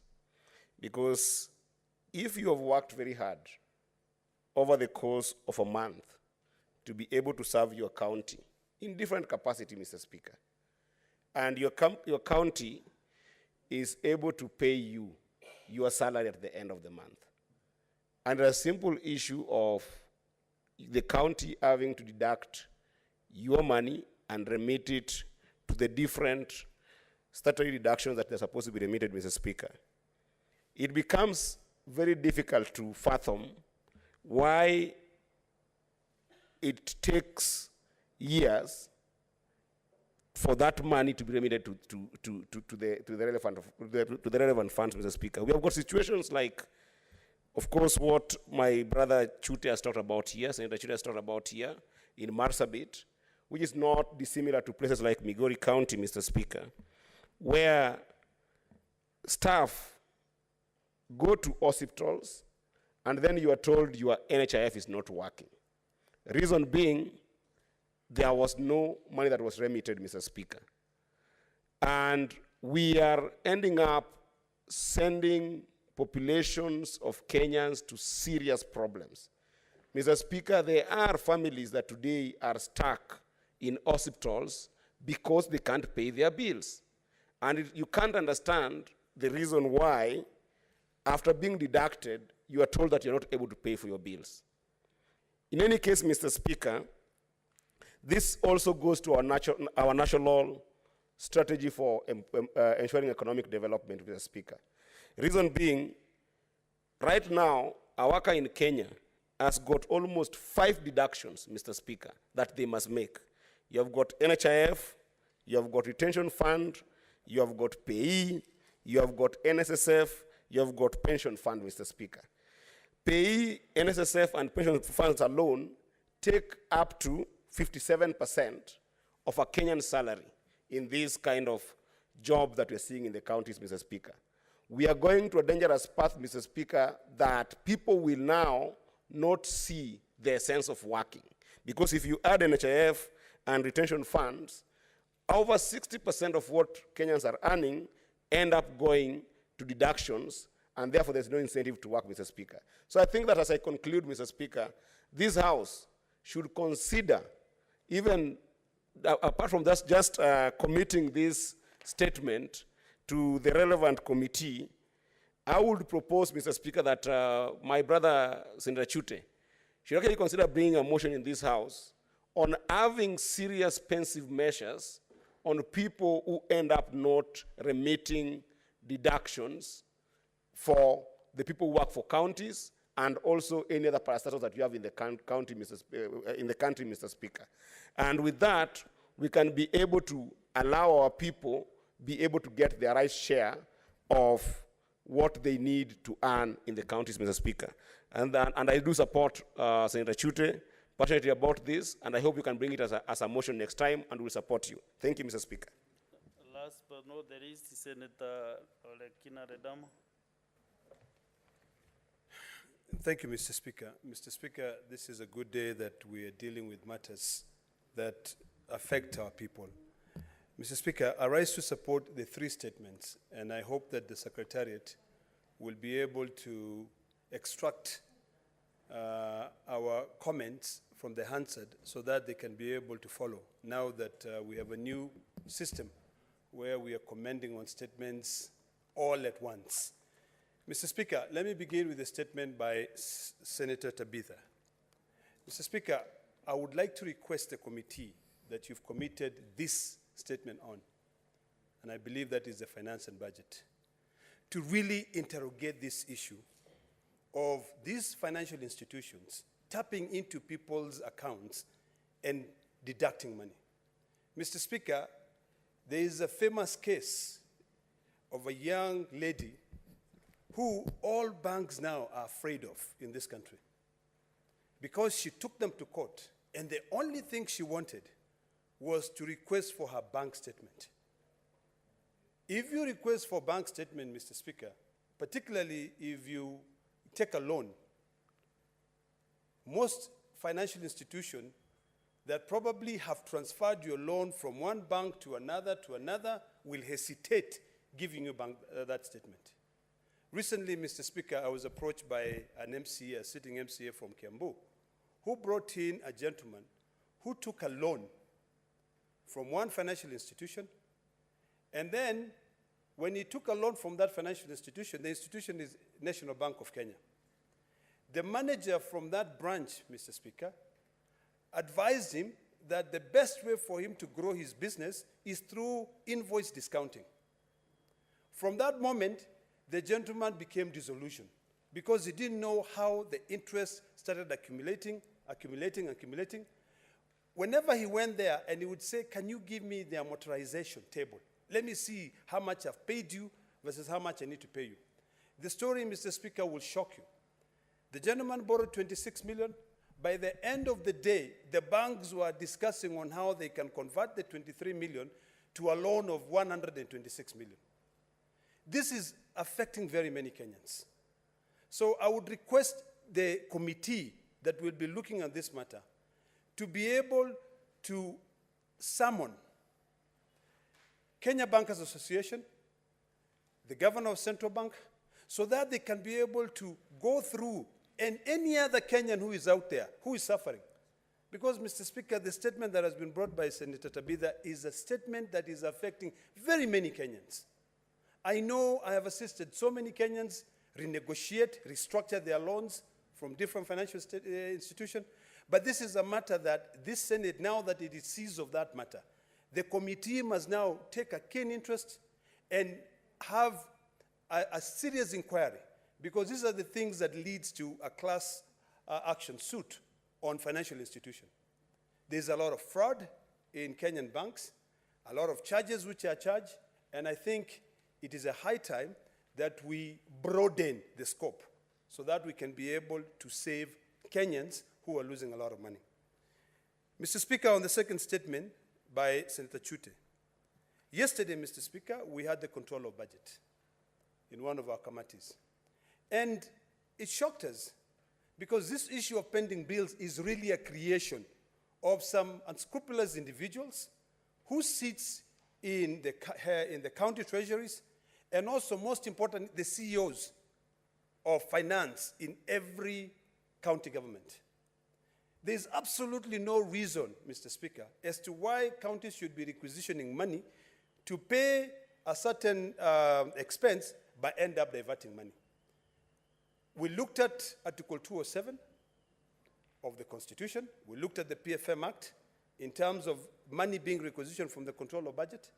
And I can tell you, Mr. Speaker, this issue, if you look at PFM Act, I believe it's section 103.3, it states the head of Treasury to be the CEC Finance.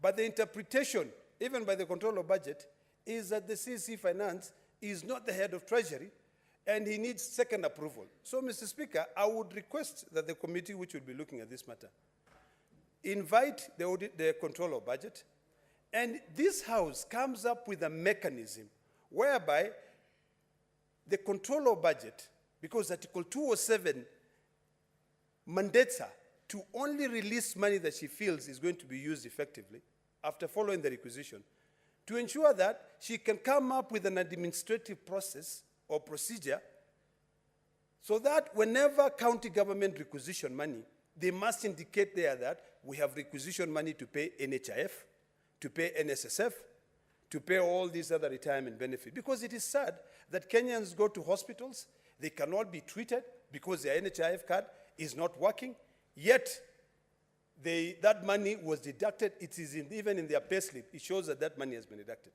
And Mr. Speaker, this is not only affecting county governments, even here in the Senate. You know, by the time we get our own money for our staff, sometimes we get letters from KRA saying these statutory reductions have not been remitted, you have to pay a penalty. Sometimes we go into our own pocket to pay for our staff NHIF, or we prepay in advance so that if any of our staff who are working so hard for us fall sick, they can be treated. So we need to be proactive, and I would request that Senator Chute, you push Senator Ali Roba, have a discussion, see how administratively the controller budget can ensure that any requisition, before she approves a second requisition, for requisition of salary, county government must demonstrate that they have actually paid these statutory bodies. Finally, Mr. Speaker, on the other statement by my good sister, Senator Hamida, the issue of doctors and the issue of healthcare in this country is something which we must all look at on a very serious note. I want to inform all our colleagues that I sit in the Health Committee. And when we are looking at the budget policy statement, some of the direction that the government wants to take us leads to clawing back on devolved functions. Health is devolved. Health being devolved, it is a shame, Mr. Speaker, that majority of money, in fact, if you look at the budget, which is held by the Ministry of Health, it is equivalent to shareable revenue for about 5 counties. The direction that we are taking on, Mr. Speaker, now, where the Treasury is proposing to do the following things. One, to hire community health workers. Number two, to set up a commission similar to the one of teachers, is something which is going to claw back, and in most cases, our doctors, our kids will not continue being employed. I think what we ought to do, Mr. Speaker, and I hope that the committee can explore this, is where we as a Senate, we push for more money to go to the health, to the counties, and mandate county governments to give us a list of all the doctors that they have hired. We work with our institutions, because we are now getting doctors from Cuba. I don't have a problem with getting expertise. But where are we getting doctors from Cuba, yet our own sons and daughters are unemployed? If we look at this issue of the health devolved function, and we push this government to ensure that more money goes to counties, more money is allocated, and each of the county allocates about, at a minimum, 30% of their budget to the health, item or docket, we can be able to hire more teachers, more doctors. So, Mr. Speaker, I thank you. I know I'm short of time, but I hope that this item will be able to assist this country. Okay, next, last statement by the majority leader. Mr. Speaker, before I before I give my statement, Mr. Speaker, you know I'm laughing because it's my birthday, and the senator for Migori has gifted me 100 shillings and told me, please go and have tea. So I'd wish to appreciate his kind gesture, Mr. Speaker. It's not the amount, it is the act and the thought that matters. I've never, Mr. Speaker, in my entire life in Parliament, Ledama has never bought me anything. It was not your money. So, Mr. Speaker, before I make my statement, there's only one thing that I want to speak about, the statement by my very good friend, Senator Hamida Kibwana, on this issue of health. And I heard the comments of my good friend, Senator Ledama. I hear you, Senator Ledama, and the concerns that we keep on raising about the health sector in our counties and how health is handled.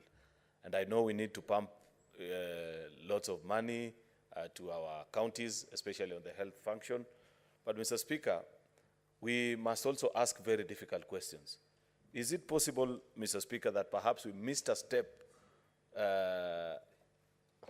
Thank you. Is it possible, Mr. Speaker, that we missed a step when we allowed teachers to keep their entire human resource and their practice held under the national function in TSC, such that their promotional standards are similar, they can be moved across the country, and they are at least assured of a pay? The sad reality, Senator Ledama, if you speak to doctors in your county, in all our counties, is that you can imagine the best of brains that we have in our country sometimes go for 2, 3, 4 months without pay. Because of this, the rise and fall of how our county governments continue to operate. And even to do just a simple matter as a transfer. I spoke to a friend of mine recently who's a doctor and transferred from one particular...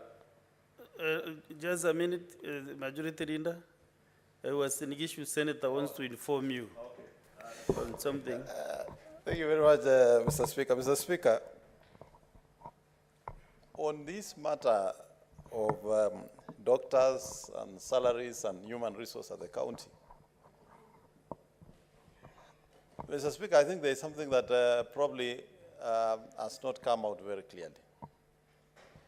The payment of salaries in counties is not a favor to doctors or any other civil servant. The fact of the matter is this: whenever salaries delay in counties, it delays for the entire county public service staff, including doctors, drivers, agriculture officers, planners, and all the staff employed in the county.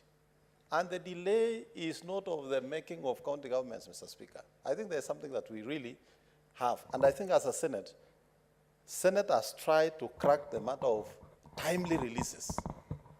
But because of the mischief in Treasury, Central Bank, and control of budget, we have had a difficulty in that matter. Mr. Speaker, this matter of health, human resource management at the counties is a matter we want to have a very serious conversation so that this matter can be addressed once and for all. Do you want to inform the I wanted to inform the majority leader that the delay of salary payments in counties is not only for doctors. When there is a delay, it is for the entire county public service staff. Thank you, Mr. Speaker. Okay, thank you. The chairman of Health Committee for that information. I was under no illusion that this is of the making of counties.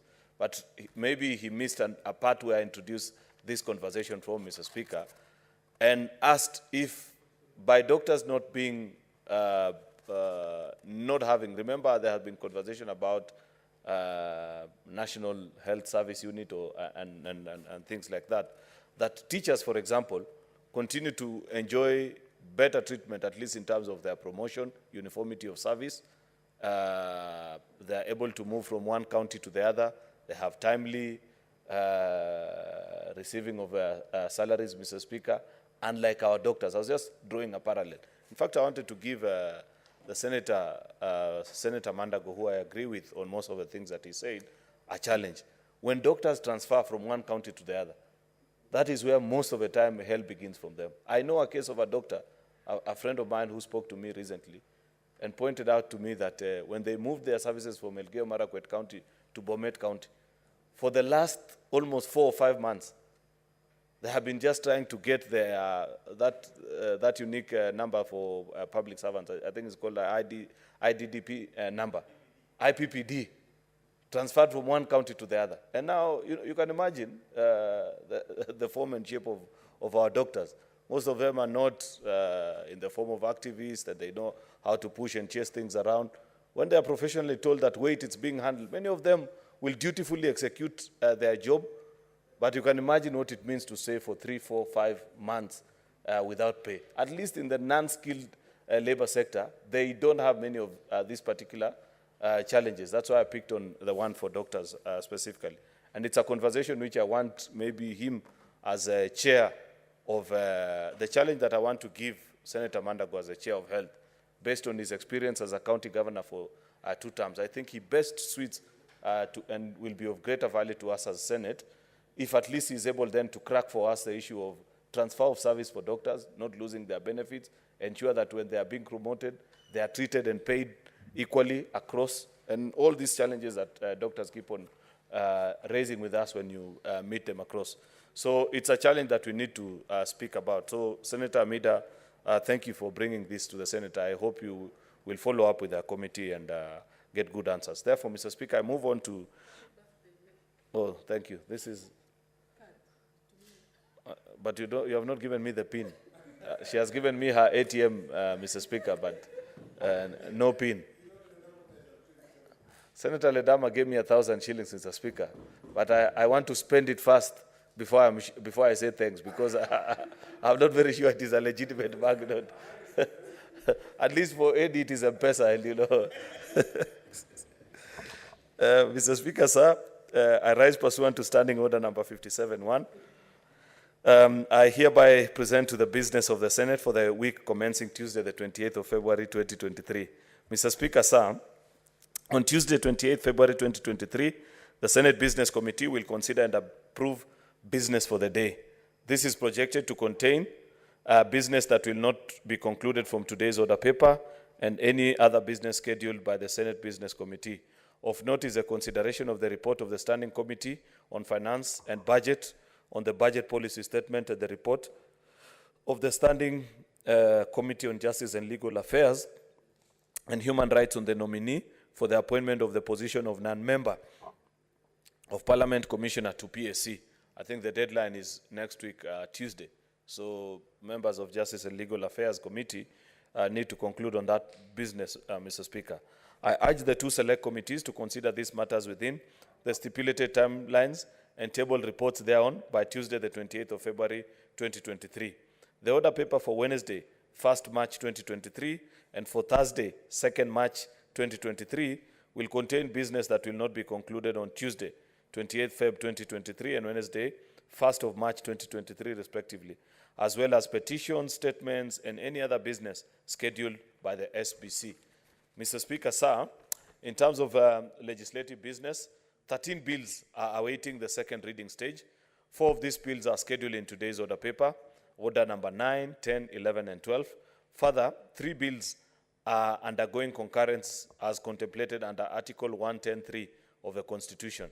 I urge the respective movers to be available in the chamber to move these bills for a smooth transition to the next stage. Aside from that, the business listed in the order paper for today and the one stated earlier for Tuesday, 28th February 2023, my office is following up on the Joint Committee report on Standing Committee on Finance and Budget of the Senate and the Departmental Committee on Finance, Planning and Trade of the National Assembly on the nominee of appointment to the position of Deputy Governor of Central Bank of Kenya. I take this opportunity to request the select committees to consider the matter within the stipulated timelines. Mr. Speaker, I must make a comment here that many of our committees seem not aware that under our own legislative provisions, parliamentary vetting policy and the rest. I'm seeing many of our committees pushing vetting and the approval of certain reports, Mr. Speaker, to the last day, which is not a very good way of working, Mr. Speaker. I hope many of our committees can be guided by their clerks and the technical office that is here, so that at least if you're supposed to do a vetting and complete the report, don't wait until the 14th day is when you're doing public hearings and you want members to read the report and members to approve on that particular day. It doesn't give a very good show for us. I hope the committee chairpersons that are here and members of Secretariat who are assisting our committees can help actually us out of that behavior that I see creeping into the Senate, Mr. Speaker.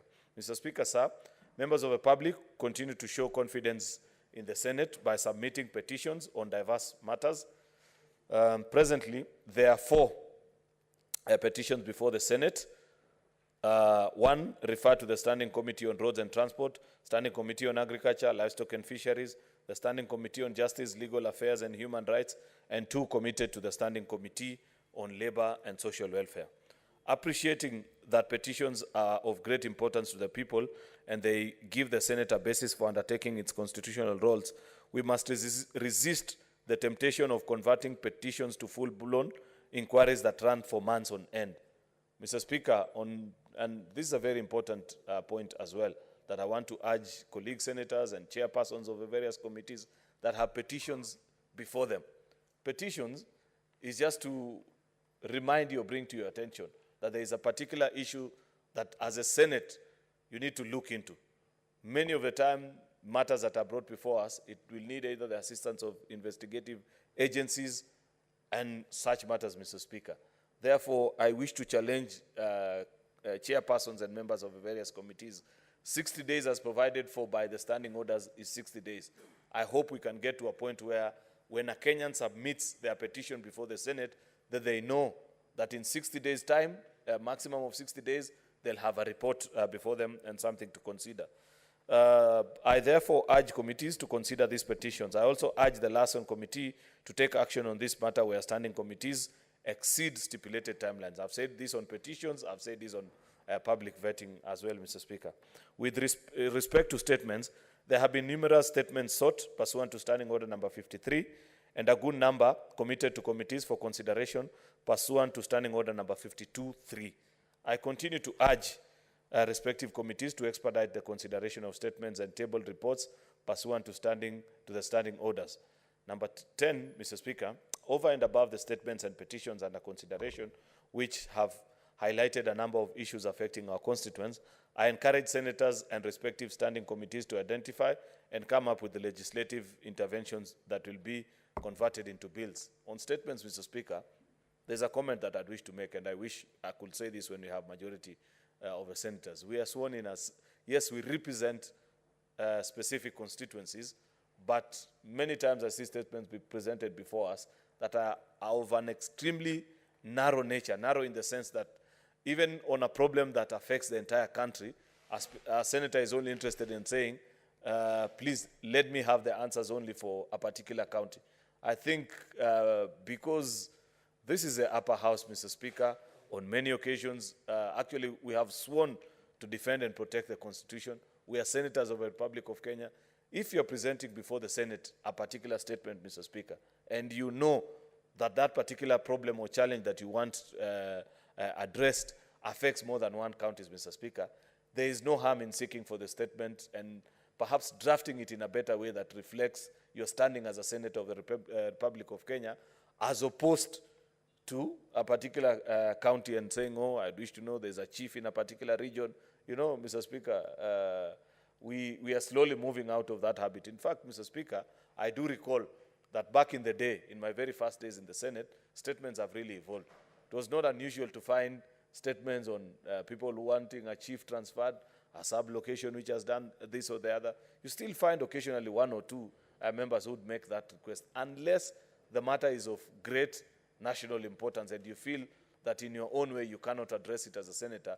That's a point that you bring a local matter to the floor of a Senate. Otherwise, most of the time, we borrow from the challenges that are in our specific county, but seek a solution that will solve the problem across the country. That's the attitude which I wish to request colleague senators to adopt, Mr. Speaker.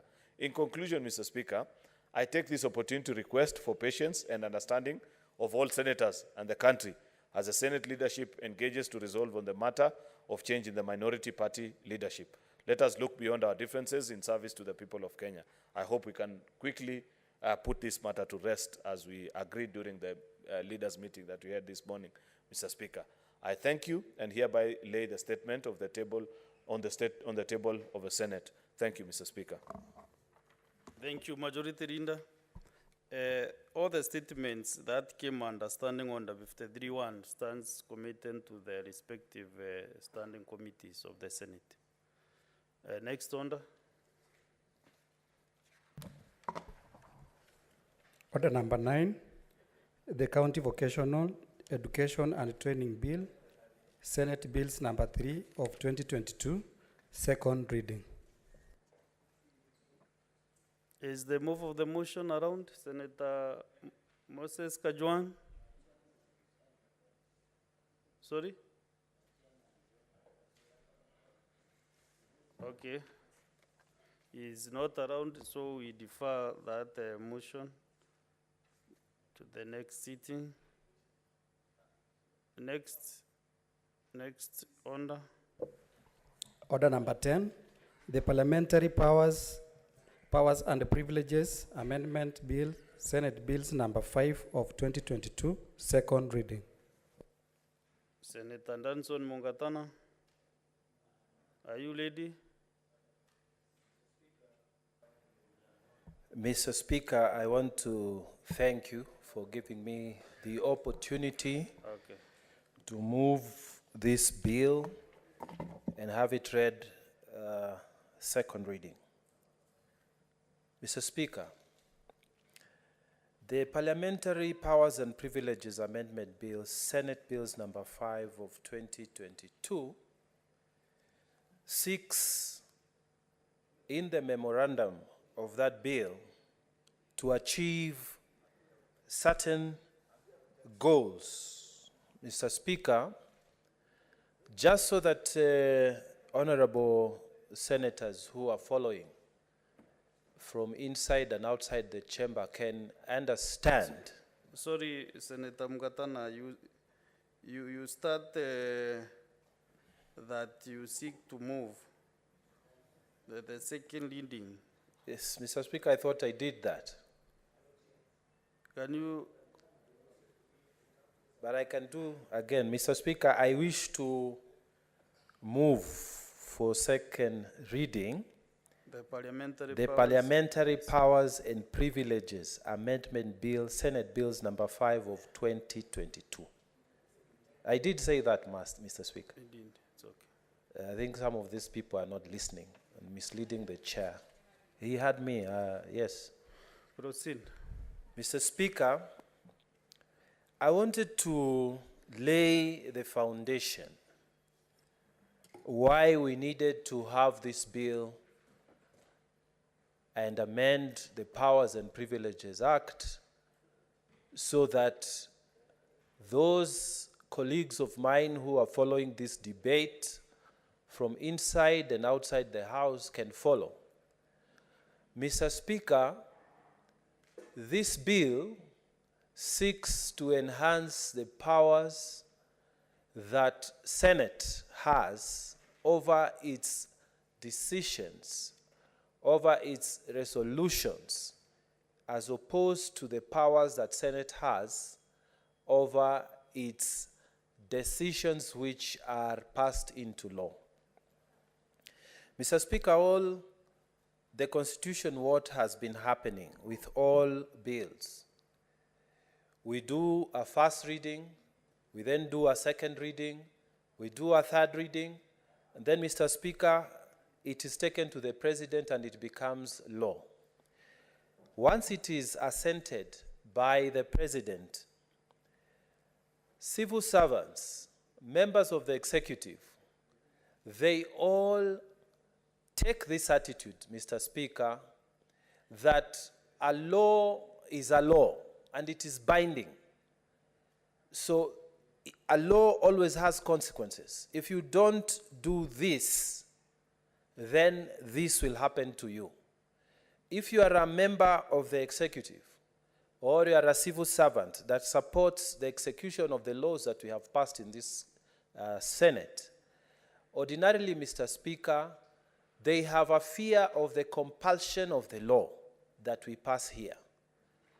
Mr. Speaker, when we come to decisions of this House through motions, Mr. Speaker, as opposed to decisions of this House through bills, the attitude is different.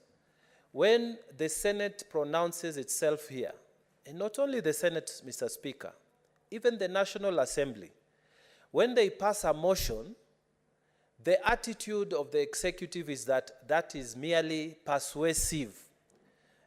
Does not have compulsion of the law. So what has happened is, senators here, Mr. Speaker, they debate, they come to an agreement as a House that this is the decision, this is the resolution of the House. All of us, we agree as a Senate that this motion be passed.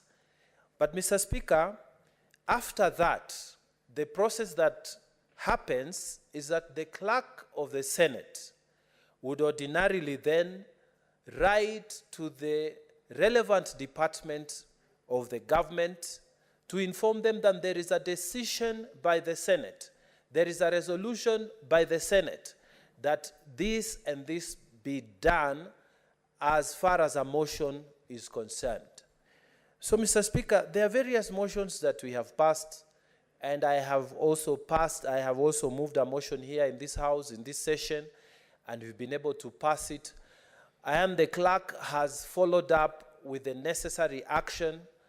But, Mr. Speaker, the attitude of the civil service, the attitude of the executive has been and continues to be that if it is a motion that is passed by the House, it is not compulsory to follow it. It's a persuasion, maybe a strong persuasion.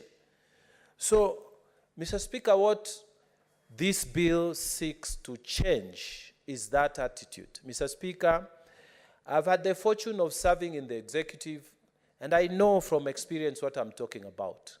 That when Parliament has passed a law, and it has been assented by the President, we take it very seriously. We used to take it very seriously, and that attitude continues. But, Mr. Speaker, when Parliament passes a motion, we merely note it and say that it's a strong persuasion from the floor of the House, but it has no compulsion, it has no binding power. So, Mr. Speaker, this bill seeks to change by introducing a law that will make it now compulsory for members of the executive and generally civil service that, Mr. Speaker, when a resolution of the House is passed here, then it must be implemented. Mr. Speaker, we have created a mechanism under this bill of timely feedback on the resolutions that are passed by this House.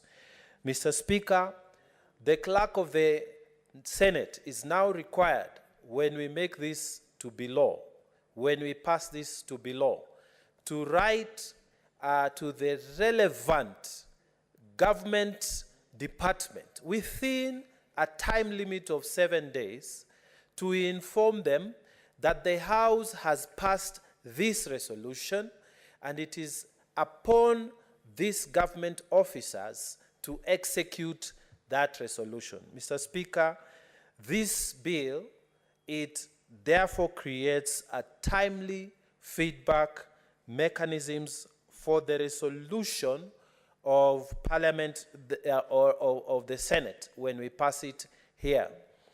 Mr. Speaker, then what happens? The person, the office of the clerk, will identify somebody in this bill who is named as a responsible officer. That responsible officer will be required to take action on the resolution that has been passed by this Senate within 60 days. Mr. Speaker, you can see that this bill is good because it is enhancing the role of the Senate. It is enhancing what Senate can do. It is also creating consequences for those who will fail to carry out and execute the resolutions of the House through motions. Mr. Speaker, what is the consequence of a responsible officer who fails to effect the resolutions? Mr. Speaker, normally what has been happening is that we have been condemning, we have been taking a dim light view of those people who are supposed to give effect to resolutions of this House. But Mr. Speaker, if it is a motion and there are no consequences, what happens is beyond the condemnations that we make, it just lapses into no effect. So, Mr. Speaker, this bill is trying to correct that, is trying to correct and to therefore make effective the resolutions of this House. It is trying to fight for our space within the power structure so that instead of bringing a bill, and everybody knows how these processes of a bill are, they are long. You have to have a first reading. Mr. Speaker, you have to go and face the committee. You have to explain to them. The committee then will have 60 days to do a report, and then they will have to table the report. Mr. Speaker, then you have to move the bill, and then that bill will have to be debated, Mr. Speaker. When that bill is debated, it has to come back again for third reading, Mr. Speaker, and amendments are brought. So it's a long process. But sometimes it is so urgent to have a resolution of this House, and we cannot take that long when we are doing a motion. A motion will be speaking to an issue, a specific issue, and once the House has resolved that issue, then it will be now mandatory within the time limitations that we have created in this bill to make sure that that bill is given effect. Now, the attitude that, oh, that's just a motion by the House, that is just a persuasion, will come to an end. Responsible officers will face consequences, Mr. Speaker. Mr. Speaker, what are the consequences that we are proposing in this bill? The consequences are that if a resolution of this House has been made, and we have said, for example, I have seen a bill here for provision for institution of measures to curb incessant high electricity costs, which is pending, that is being brought by the Honorable Senator Chute. Mr. Speaker, once we pass this bill and this law now is effective, it will mean that the responsible officers will have to effect what the resolution of this House is saying. And they have 60 days to do that. And if they don't bring a status report to show that this is how far we have gone in terms of compliance with the direction of the Senate, then, Mr. Speaker, if they don't do that, the responsible officer will be liable to paying a fine of 500,000 shillings, Kenya shillings, or in default, he will be liable, she will be liable to paying to a 6 months jail term. So, Mr. Speaker, this bill, Mr. Speaker, is as short as that. We are imposing statutory obligations on officers of government so that they can do what they need to do, as is the case, as is the intention of this House. Mr. Speaker, going forward, it would mean that from now on, these people in government sitting in the executive, they will be taking an interest on what motions have been placed on the order paper. They'll be taking an interest in the debates of the motions in this House. They will be taking an interest in everything that is happening here, so that if it is a motion that is touching on their department, Mr. Speaker, they will be able to execute these motions. We are going to move away from the old era where, Mr. Speaker, people used to just say motions are but persuasions of the House, but we will be waiting for the law.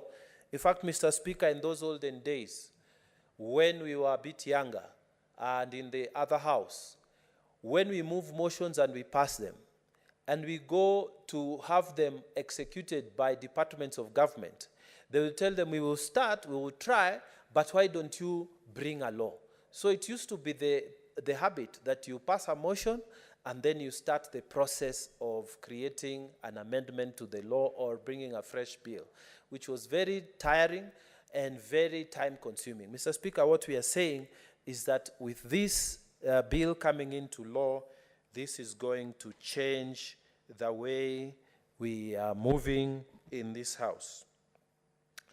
Mr. Speaker, Clause 4 of this amendment is proposing to insert a new part called Clause 4A to the Parliamentary Powers and Privileges Act to provide for reports on action taken on parliamentary resolutions. So, Mr. Speaker, Clause 4 captures what I've been talking about. It goes on to define who is a responsible officer and to whom, as I've said, a resolution of this House is directed at. Mr. Speaker, the new part 4A will mandate the clerk to move within 7 days to give the decision of the Senate as a resolution through a motion to the responsible officer. Mr. Speaker, the new Clause 4A will be requiring a report, a status report on the implementation of the resolution to the relevant committee within 60 days, Mr. Speaker, and it actually goes clearly to set out what kind of particulars are required in this report, the status report. So the responsible officer doesn't just write what he wants. He will be required within the arms of this law that I am proposing, Mr. Speaker, to state clearly all the information that we have sought and to state clearly the way that they have implemented, to state clearly the measures they have taken.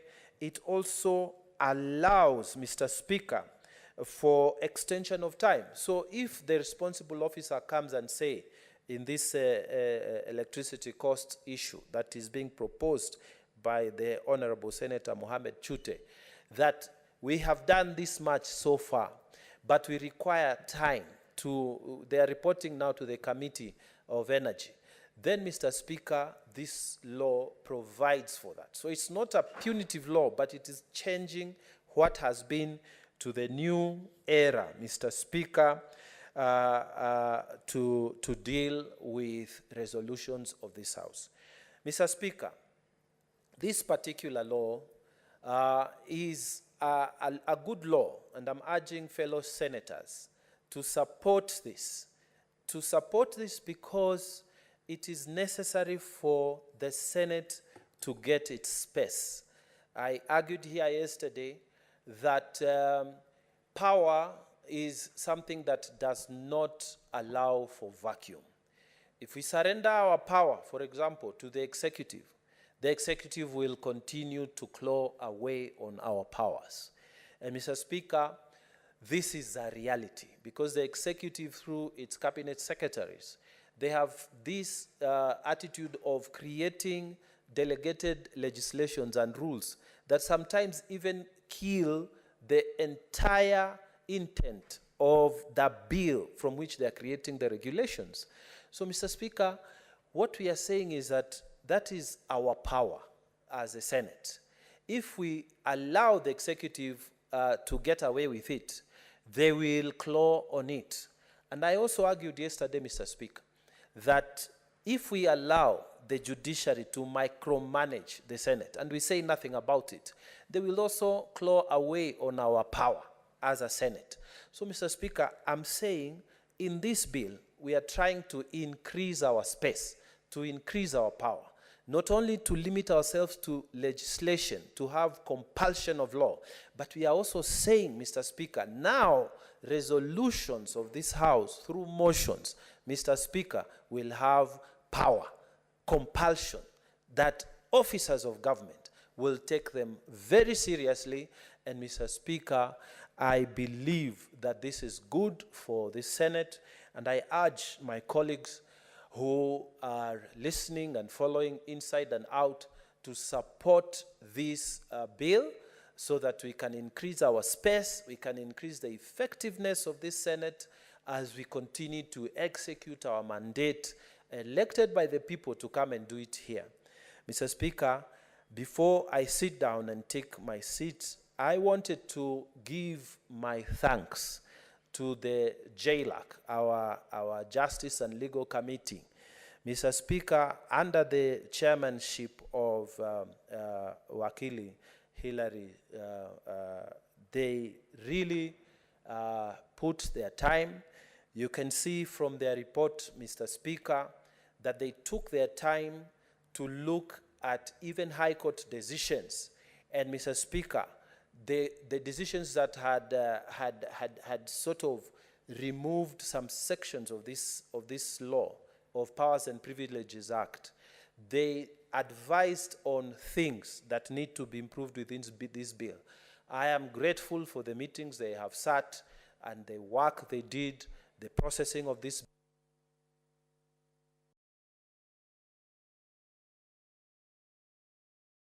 I'm losing my mic. So, Mr. Speaker, I want to give thanks to the committee, the JLAC committee, the Justice and Legal Committee, for the work they did.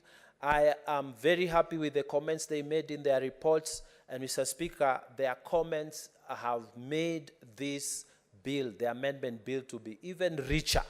So, Mr. Speaker, I record my thanks to the chairman and the committee, and I beg that this bill, to move this bill to be read a second time. Mr. Speaker, I am asking my colleague, the Senator Cherargei, to second this bill.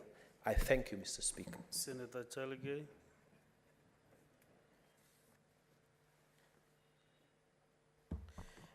Thank you, Mr. Speaker. From the onset, I want to congratulate Senator Danson Munkatana for this wonderful bill.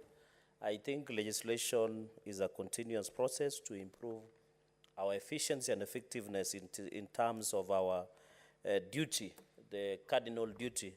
And you know, Mr. Speaker, as the Constitution says, we derive our authority from the people. And that authority, universal suffrage, was exercised in the last general election, and that is we are here. So I want to thank him. I can see he still has the same energy. When we were growing up, we used to watch him, very vibrant. And that vibrancy has never left him. We used to be called Mulamwamba. I don't know, Mr. Speaker, whether he still eats crocodiles, but maybe he can tell us in camera when we are in your office having tea. Did you say Mura? Mulamwamba. Mwamba? Yes. Mulamwamba, sorry. the crocodile eater. So he's done an exceptional work, Mr. Speaker. And I think this is important, Mr. Speaker, and congratulate him. This bill, Mr. Speaker, is a straightforward bill. I remember there's a time, Mr. Speaker, in the last session where we are trying to come up with Committee of Implementation.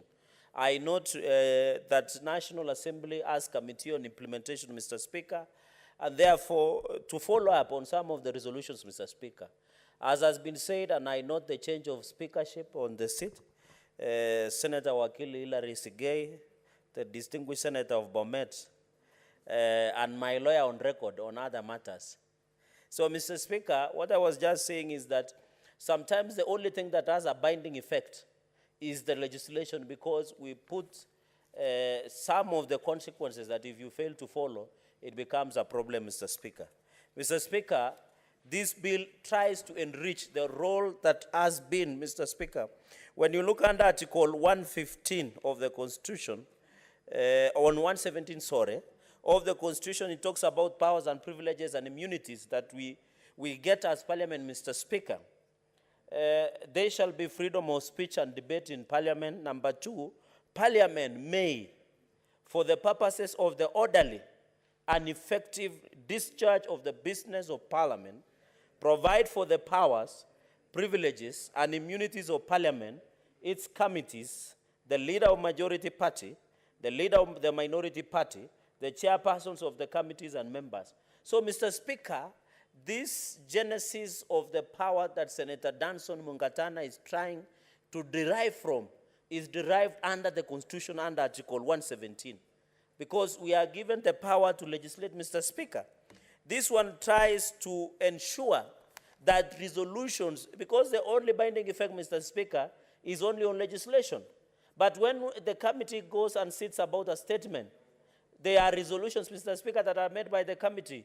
When there is a motion, there is a resolution when they adopt a motion on the floor of the House, Mr. Speaker. There is other matters that we adopt in the House, Mr. Speaker. Many reports and messages that are adopted in the House. But at the end of the day, Mr. Speaker, no one asks about it. They get a dust. There is a famous, Mr. Speaker, a famous saying in this country that the reports are gathering dust somewhere in some of the offices, Mr. Speaker. This bill will ensure that is cured, Mr. Speaker, because the definition of responsible officer in ensuring. So, when, Mr. Speaker, for example, when we pass a resolution or adopt a report, in the last session we adopted a report on land historical injustice against the Talai community in Nandi and across the Kenya.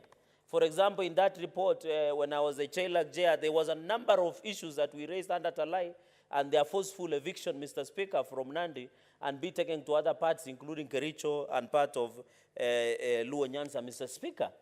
And that report we did recommend that the National Land Commission will issue orders of resurveying and providing alternative land and compensation. No one followed. We went ahead, Mr. Speaker, and said there should be affirmative action to ensure that the Talai community that have settled somewhere in Talai, near my place, Sironoi, Mr. Speaker, they must be given alternative land. National Commission was directed, Mr. Speaker, that the county government and national government should take affirmative action of employing some of the children and sons of Talai community, Mr. Speaker. That one was never done. Another issue, Mr. Speaker, on that report, because I'm just using an example so that members can get me, is that mutual legal assistance be provided by the national government through the Attorney General's office to pursue their justice the way some of the Mau Mau went into innings of London, Mr. Speaker. It was never done. Why? Because it was resolved, it was adopted. But there is no reporting mechanism to tell this House that on the issue of land, alternative land for Talai, the National Land Commission has done, has allocated land, the Talai has settled. There is no reporting mechanism, Mr. Speaker. Now, this law is trying to be prescriptive, Mr. Speaker. If today we say every child that goes to ECD there must be a school feeding program for ECD if a motion is brought, Mr. Speaker. That motion, if there are resolutions, they should be in the Education Committee, Mr. Speaker, through the clerk, should be able to report back to the House and tell the House all ECD centers across the country in 47 counties are feeding daily, and therefore they are not being threatened with hunger, and ensure attendance in the classroom, Mr. Speaker. Mr. Speaker, you have heard the President is working on cleaning of Nairobi River, among others in the country, and the Nairobi River Commission has been formed. And I can see my friend, the famous one, Ferdinand Waititu, is part of that commission, Mr. Speaker. That cleaning exercise is done. How do we ensure that the Committee on Lands, Environment, and Natural Resources reports back and ensure that the executive has cleaned Nairobi River, Mr. Speaker? So this bill that my brother, Senator Danson Mungatana, is trying to do is prescription. It is being prescriptive, Mr. Speaker, in reporting mechanism, Mr. Speaker. And therefore, it is even implementation. Because, Mr. Speaker, if today we say maybe there are people who have been evicted, for example, anywhere across the country, Mr. Speaker, like the Ruai case during COVID season. Mr. Speaker, you remember that case. If that people of Ruai were to be resettled, for example, who will ensure those people are resettled if we do not have an implementation mechanism, Mr. Speaker? And that is why we have defined that responsible officer means the relevant public officer to whom a resolution or a report of a House or committee of parliament is submitted in accordance with this act. Clause number 23B, the clerk of the relevant house, which under Article 93, you know parliament is both the Senate and the National Assembly, within 7 days of a resolution of the house, and the house means both, as explained by Article 9, or the tabling of a report of the committee of the house, convey the resolution or a copy of the report as the case may be to the responsible officer under whose portfolio the implementation, resolution, or recommendation of the committee falls, Mr. Speaker. Therefore, Mr. Speaker, what does that mean? It means if there is implementation, it must be submitted to us. And the clerk, Mr. Speaker, after the resolutions has been done, our clerks, some of them are on table office, and I know the seniority. Some of them have been with us for long. I can see the others who are new, Mr. Speaker, and they are learning the ropes. Mr. Speaker, when we resolve, we give it to the clerks to transmit. For example, if it is about resettlement, for example, we now, let me use the Land Historical Injustice Report. We adopt, and then we transmit to the AG a copy. We transmit to the National Land Commissioner a copy. That is now the work of the clerk. And that is why we have said the responsible officer is what the report has been directed to do, including the reports that I remember, Mr. Speaker, since you are also the chairperson of JLAC, we were doing a report on extrajudicial killings. There was a report. Maybe there is an obligation of the DCIO, of DPP. If, for example, Mr. Speaker, through your committee of JLAC, you direct the DPP Nurdin Aji to prosecute individuals who have been accused of extrajudicial killings, Mr. Speaker. And it is very sad. When we visited somewhere in Kwale, Mr. Speaker, and in that meeting, only women came. I was shocked. I was asking my secretariat, why are women in Kwale only attending this meeting? They told me, Chairman, what you know is that the husbands and the sons of these women of Kwale, because we were in Kwale, Mr. Speaker, they have been killed in unexplained circumstances. So if we have to, for example, another issue I wanted to give so that colleagues can get what we are driving at, is the issue of a collapse of Solai Dam, where many Kenyans were killed. And millions of liters travel a number of kilometers, Mr. Speaker, and many homes were swept away. The quality of soil was swept away, Mr. Speaker, and many people died. Others were maimed. Others are living with trauma.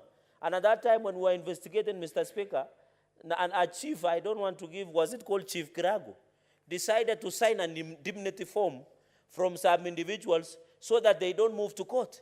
It is after this committee that intervened that the people of Solai, Mr. Speaker, and through my committee then, that the perpetrators of criminal negligence that caused the collapse Solai Dam in Nakuru County, Mr. Speaker, were prosecuted by DPP because they were trying to negotiate out of court, yet there was a criminal liability on that matter, Mr. Speaker.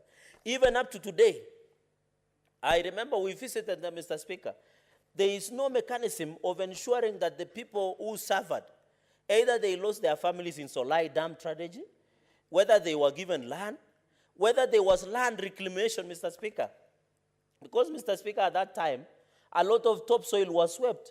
What does that mean? Most of the land around Solai is now barren.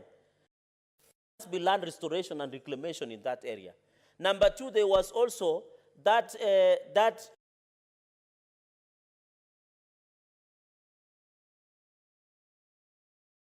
families that lost their loved ones. There were also building of houses by Kenya Red Cross, Mr. Speaker, and the government and compensation. No one is doing follow-up. If we pass this law, my brothers, my colleagues, sisters and brothers on the floor of the House, we would have told Kenyans, and you know, Mr. Speaker, we are politicians. You go, well, yes, we passed. For example, my Talai people normally ask me that thing, what happened? You pass, how do you follow it is implemented? So to ensure, we also ensure we deliver. Because when you go back to Talai, Mr. Speaker, and tell them, I have given you land, and there's a reporting mechanisms, they will appreciate the fact that the parliament is doing, Mr. Speaker. I can see my friends, yesterday the issue of CBC came, and I saw it was in headline in some of the newspapers. The headlines were, stop CBC if you cannot fix it. So there was a resolution by National Assembly discussing CBC. Is there a mechanism of following up with government to ensure that the resolutions that were made by the National Assembly were followed, Mr. Speaker. So we must, in all essence, what we mean in upshot, Mr. Speaker, is to ensure there is reporting mechanisms in terms of it, Mr. Speaker. And then, Mr. Speaker, another point that I wanted to make is clause 23C, a responsible officer who fails to comply with section 23B commits an offense and is liable on conviction to a fine of not exceeding 500,000 or imprisonment for a term not 6 months or to both. And that is important. So, for example, Mr. Speaker, if today I had Sex for Work that was broadcast by BBC, and it is another story in Kericho, where allegations are facing James Findlay and a number of multinational tea estates in Kericho County. And I think it is a rampant issue within estates across the country, including Nandi and Bomet, and even here in Mount Kenya, Mr. Speaker. The Committee of JLAC, again, because as human rights issue is sexual offense and sexual violence, can order that the DPP prosecutes the alleged perpetrators of sex for work in that issue of Kericho James Findlay, Mr. Speaker. But the question is, how will JLAC and Parliament track that those alleged individuals and perpetrators are taken to face the full force of the law? It is hard because we don't have a reporting mechanisms. We don't have an obligation. And if today you order DPP, and this, you know, I normally see people are alleging that DPP is leaving individuals who are alleged of corruption, and my brothers in Azimio and Kenya lands normally allude to that fact.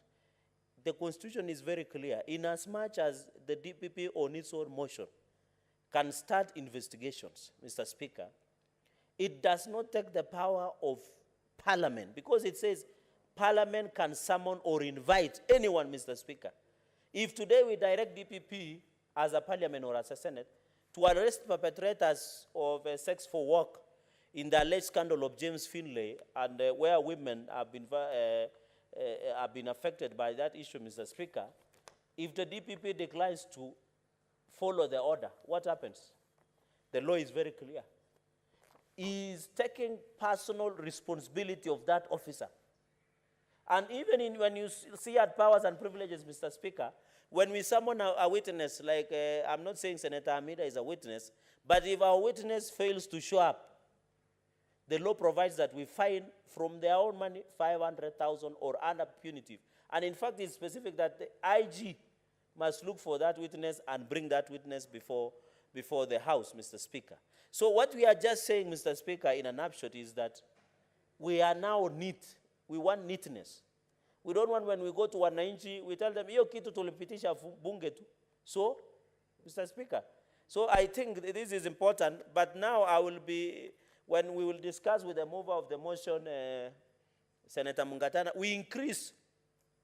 Because you cannot, you know, Mr. Speaker, you cannot fine a CS 500,000. That's like chicken change, Mr. Speaker.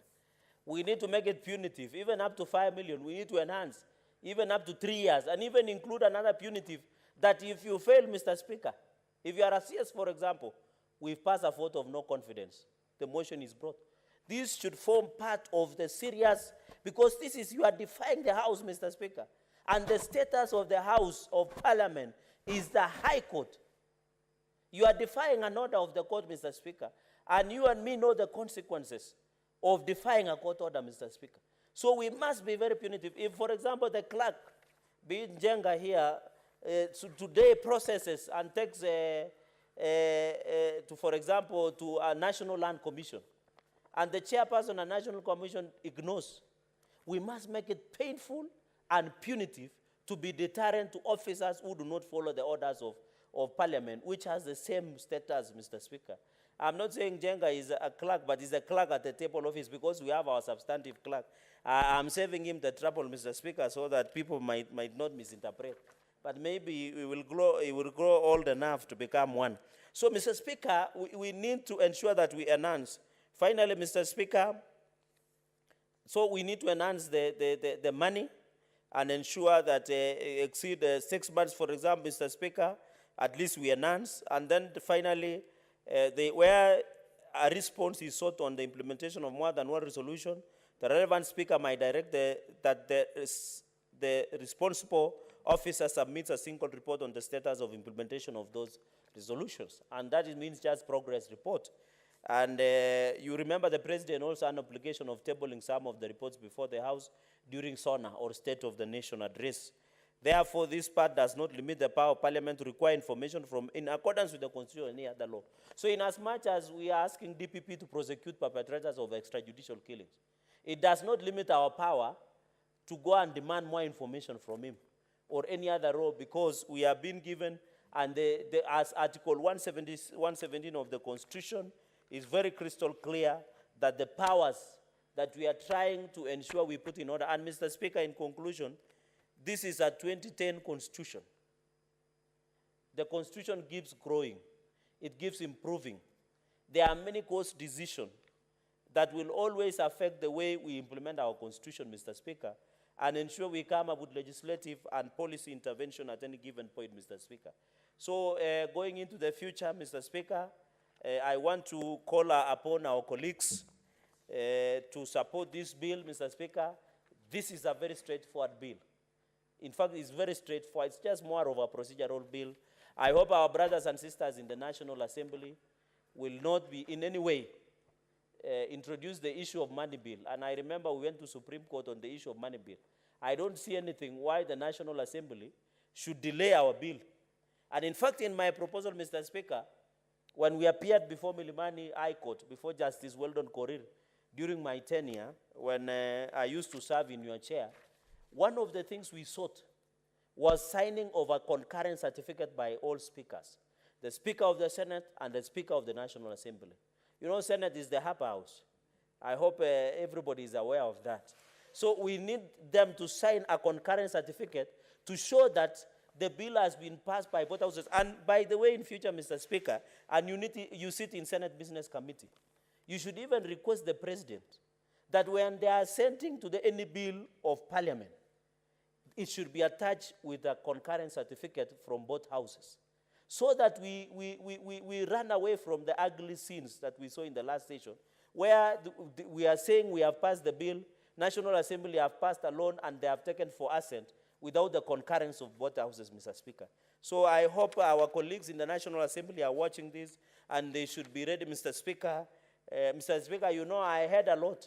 I would have even submitted for the next 3 hours. But because I appreciate that most of my colleagues want to give their unique input, I wish to second and say that I'm happy to see this bill into full fruition and the benefits of Kenyans, Mr. Speaker, and thank you very much for giving me this opportunity. Congratulate on my brother. I think so that, Mr. Speaker, you know, hunting down a crocodile is illegal in Kenya under KOWS. So the only gift I look for him is maybe a cow, Mr. Speaker, because that's respect in our culture. Thank you very much, and congratulations, Senator Danson Mungatana. Thank you very much, Senator Cherargei, for seconding this motion. And honorable senators, I now propose the question that the Parliamentary Powers and Privileges Amendment Bill, Senate Bills number 5 of 2022, be now read a second time. I call upon, I've seen the Honorable Senator from Nyeri, Honorable Wamatinga Wahome. Thank you very much, Mr. Speaker. I want also to start by saying that I like to support and congratulations, Senator Mgatana, for that timely bill. Mr. Speaker, sir, optimization of processes, optimization and variation of processes are only possible if a feedback mechanism is created. For any efficient system to run, Mr. Speaker, it is important to set a 360 degrees feedback mechanism. As it has been ably prosecuted before this House, there comes a time when one feels like most of the resolutions, the bills and things that are passed in this House, there is no laid down mechanism to have a follow-up on where they are, at what stage, and to know exactly what may be transpired and prevented them from happening. Therefore, putting in place a mechanism that will ensure that the work done in this House, the resolutions passed, the bill passed, we have a way to follow up and to know who is to give us the feedback, or to know which office to follow up with will be very, very important.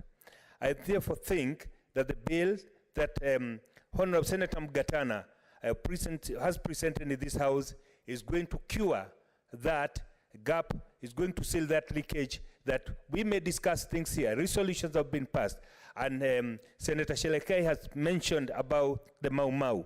It was passed and agreed, but there is no mechanism to fall back what transpired.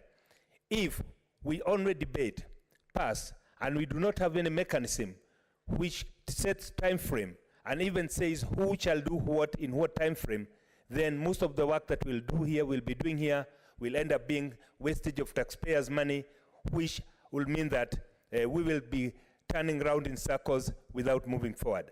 And as has been stated, the Constitution of Kenya, promulgated in 2010, it is not static. The laws that have been passed so far, they are not static. Today's situation requires that we move with speed, because we're living in changing times where we need to look at things the way they are and to address them. And we need, most importantly, to have a mechanism that will be feeding back so that we know the stopgap measures that need to be put in place, including bills and laws that need to be amended. I therefore think that it is very, very important that we support this bill, that we pass it, so that we'll create an avenue, an infrastructure that will enable a reporting back mechanism that will enable us to continue with our work, including modifying, implementing where we need to, so that we can move this country forward. I thank you, Mr. Speaker, sir. I'd like to support. Thank you. Thank you, Senator Wamatinga. Honorable Senator Wakoli Wafula.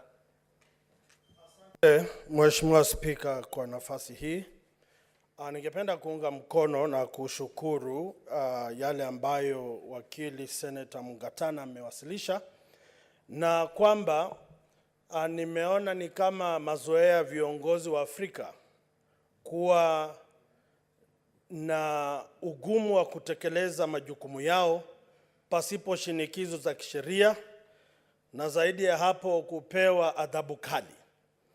Tumekuwa katika kamati mbalimbali ambazo kwazo tumeona kaunti zinakosa kujukumika kulipa mishahara, kulipa kodi, kulipa halmashauri za afya, kulipa watendakazi ama wanakandarasi, na haya yote yataweza tu kupata matibabu iwapo sheria ambayo ndugu yangu seneta analeta itaweza kufanya kazi.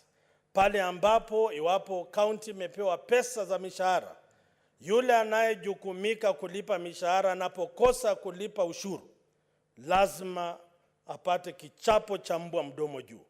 Pale ambapo wanakandarasi wamepewa kazi ya kufanya kwa mujibu wa miaka ama muda fulani, wakose kufanya na wapate pesa, sheria iwepo vile vile wao pia wajukumike, kwa sababu wamepunja pesa ya mtozaji ushuru. Kwa hayo mengi, ningependa kuunga mkono hoja ya wakili Senator Mgatana, na vile vile kabla sijasahau, katika majukumu ya serikali kulikuwa na 30% ya vijana kupata kandarasi, wanawake walemavu.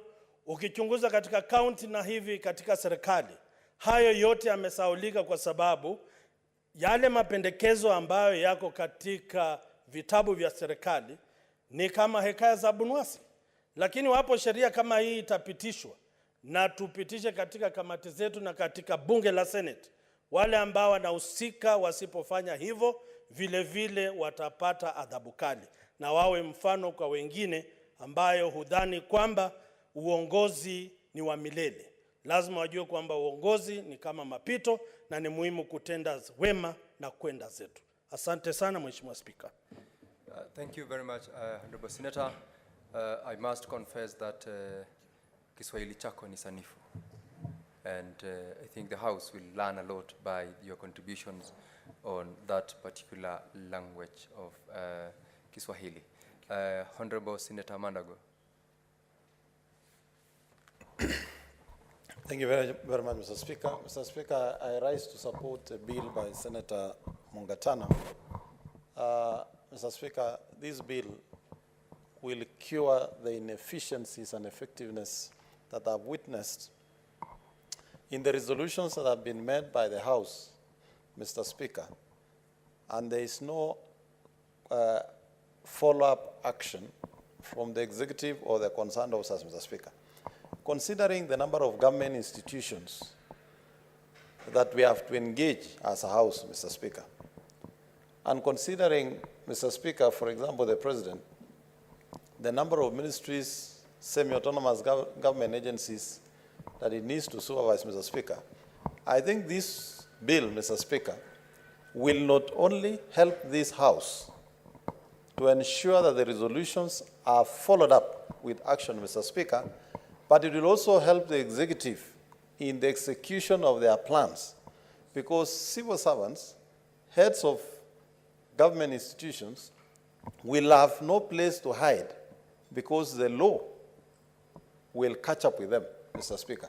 And Mr. Speaker, I therefore want to congratulate the Senator for Tana River, Senator Mungatana, for bringing up this bill. Mr. Speaker, from my experience in my previous service, county assemblies would also pass motions. They would come to your desk. You would mark to relevant officers for execution. But because of the exigencies of work, you might not be in a position to remember all motions that have been passed and moved for action, Mr. Speaker. And therefore, some decisions, some actions that ought to have been taken would lapse without your knowledge, Mr. Speaker. Mr. Speaker, this bill will not only cure that, and I hope, Mr. Speaker, we shall also find a way of making sure that the same is replicated in counties so that also heads of departments in counties can be taken to account whenever resolutions of motions of county assemblies are also not followed up with the requisite action, Mr. Speaker. Mr. Speaker, this bill will not only restate the position of this House in terms of decision-making in the country, Mr. Speaker, and the trust Kenyans have given to this House, but it will also make government services, emergency responses required, Mr. Speaker, get the due attention that is required by the respective departments, Mr. Speaker. And Mr. Speaker, I therefore support this bill and will, as a colleague, want to assure Senator Mungatana that we shall make sure that this bill goes through, and we would want to see the results in terms of increase in efficiency in service delivery in government within the period that the bill will have been passed, Mr. Speaker. Mr. Speaker, I beg to support. Thank you. Thank you very much, Senator Jackson Mandago. And as I call upon the mover to reply, I must, for the benefit of the Right Honorable Senator Mungatana, indicate that when this bill was brought before our committee, which I chair, it made the members appreciate the bill and the desire to ensure that there is a follow-up on the resolutions of this House, on the decisions of the committees and of the House, in terms of ensuring that there is a mechanism within which implementation can be enforced. And secondly, the unique feature of punishing the authority or the person in office or a chairperson of an entity. That is one of the reasons why the committee certain agreed that we must define who is the person in authority, such that if for summons which has been issued and there is non-compliance, we know the target person to go for, and the punitive provision in terms of the inability to comply or to enforce the decisions of this committee. So even from the chair, I must say it is the right thing that the Honorable Senator Mungatana has done, and I now call upon you, Senator Mungatana, to reply.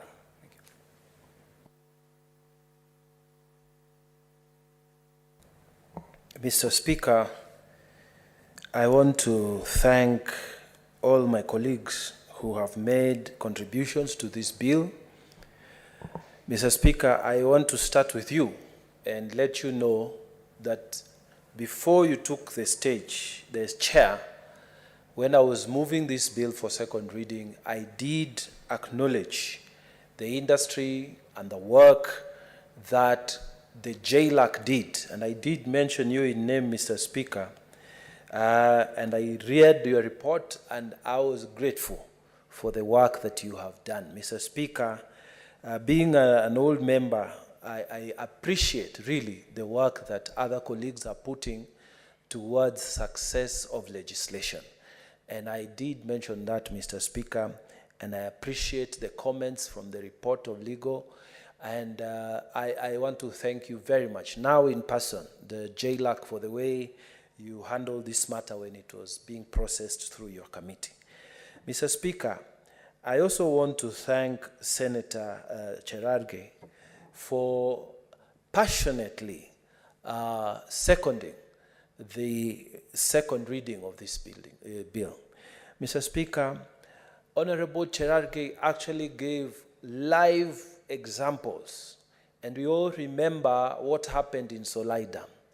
Many people felt that justice was not carried, and yet the committee of this House had made certain directions.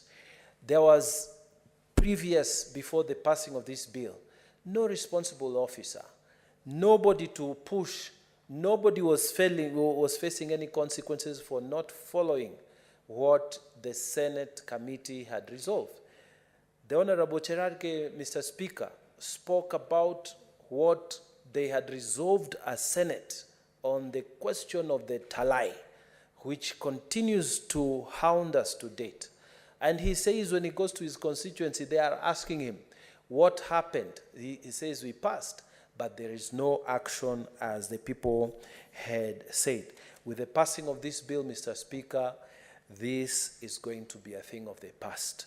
I want to thank Senator Wamatinga.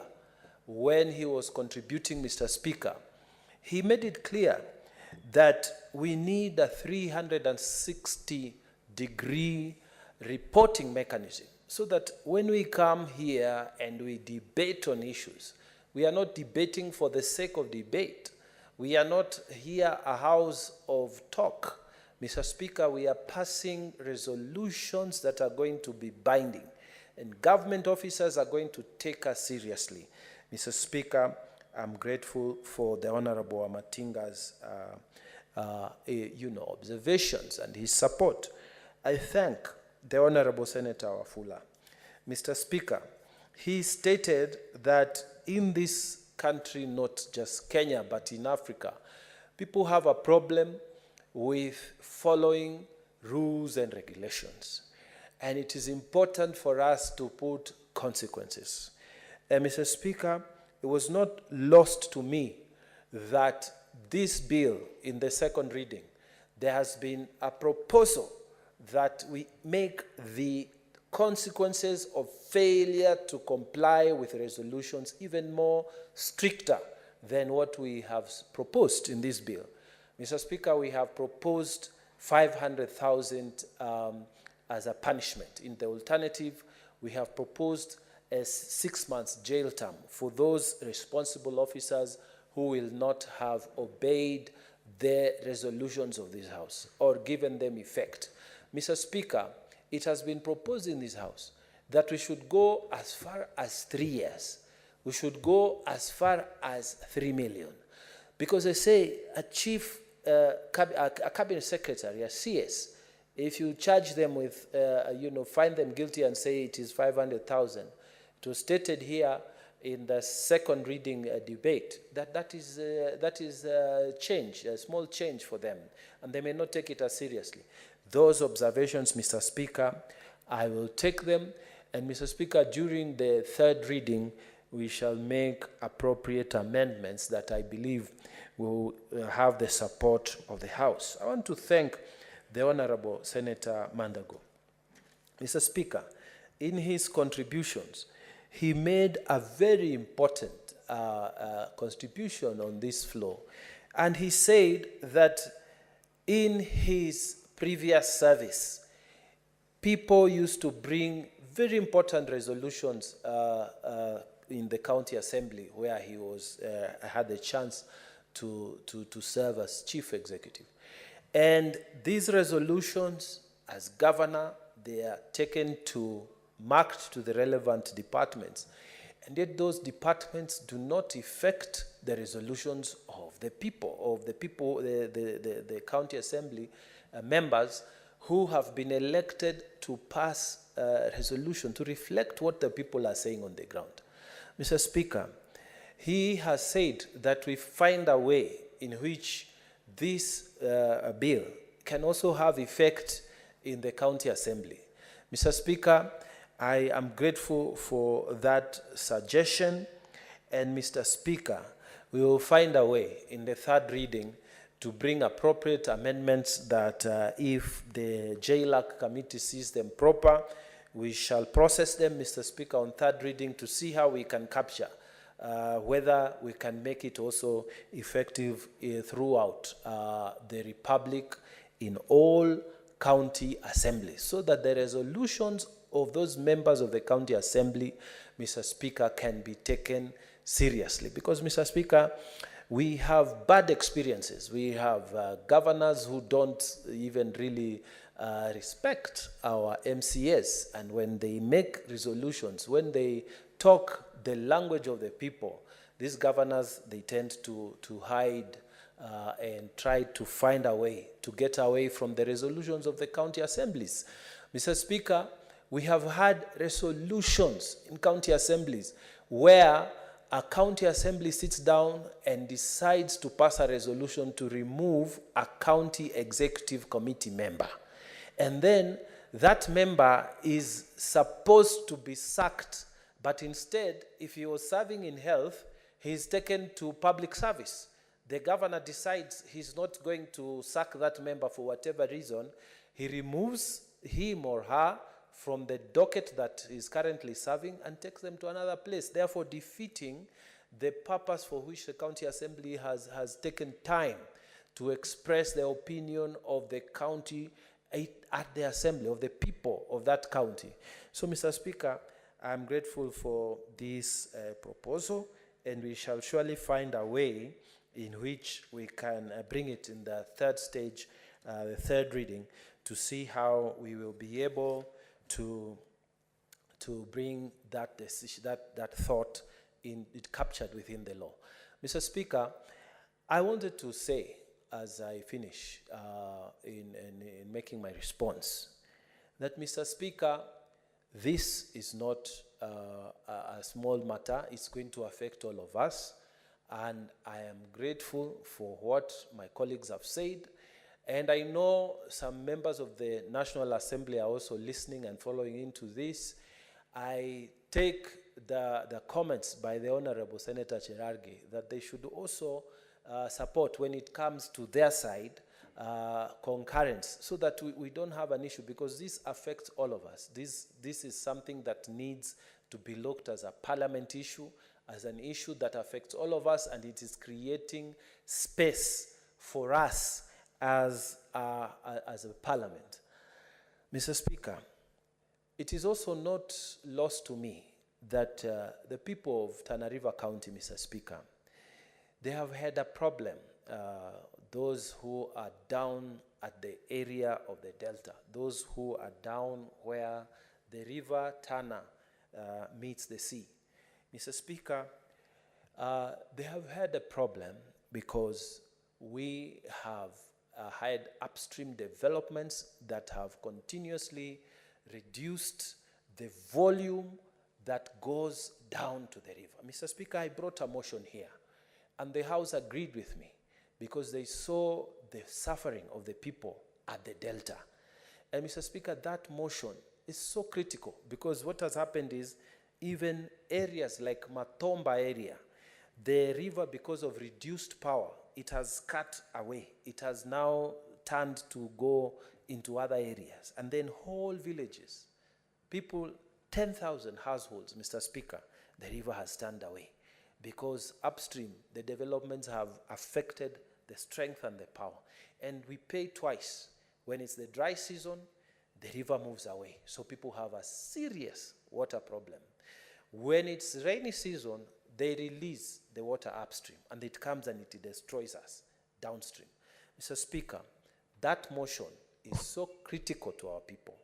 And yet, when the clerk has written to these people in the Ministry of Water and Sanitation and Irrigation, Mr. Speaker, they have not really come back to the committee of, in charge of water, land resources to tell them, this is what we are doing.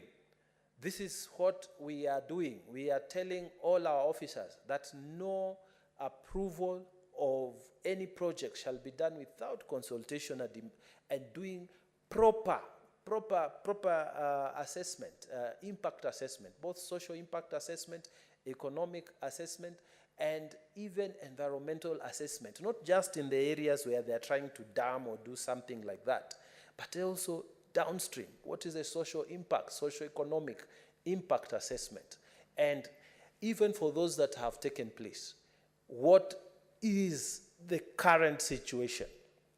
Mr. Speaker, you will find that as of this time, the ministry just received the letter from the clerk and they kept quiet. So, Mr. Speaker, we will then be forced on a situation that if it develops, that new upstream activities start and we are not told, what we will need to do is go to court.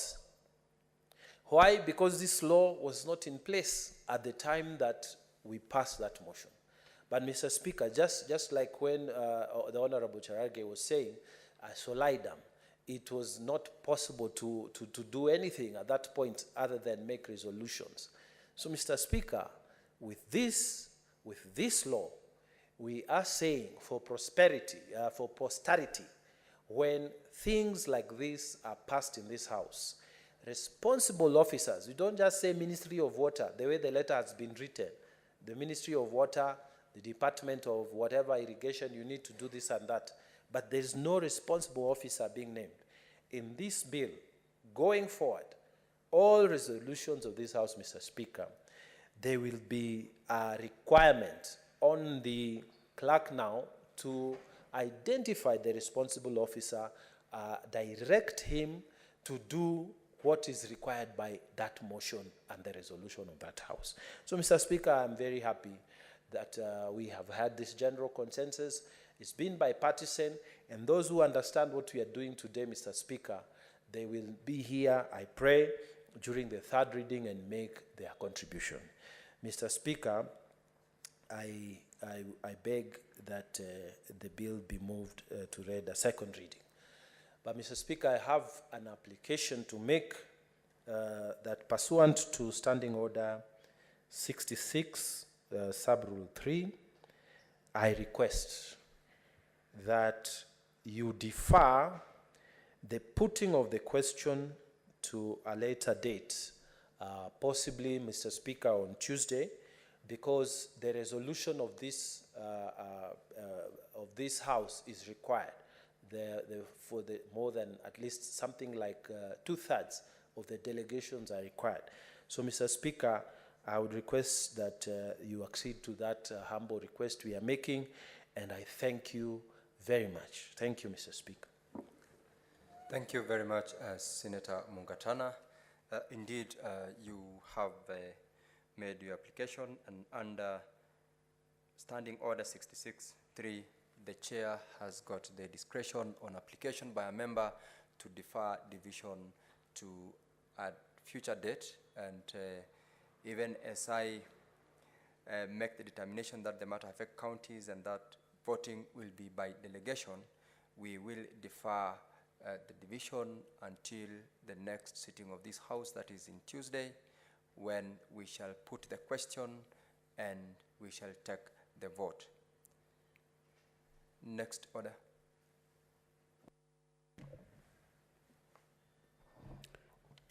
Order number 11, the Natural Resources Benefit Sharing Bill, Senate Bills number 6 of 2022, second.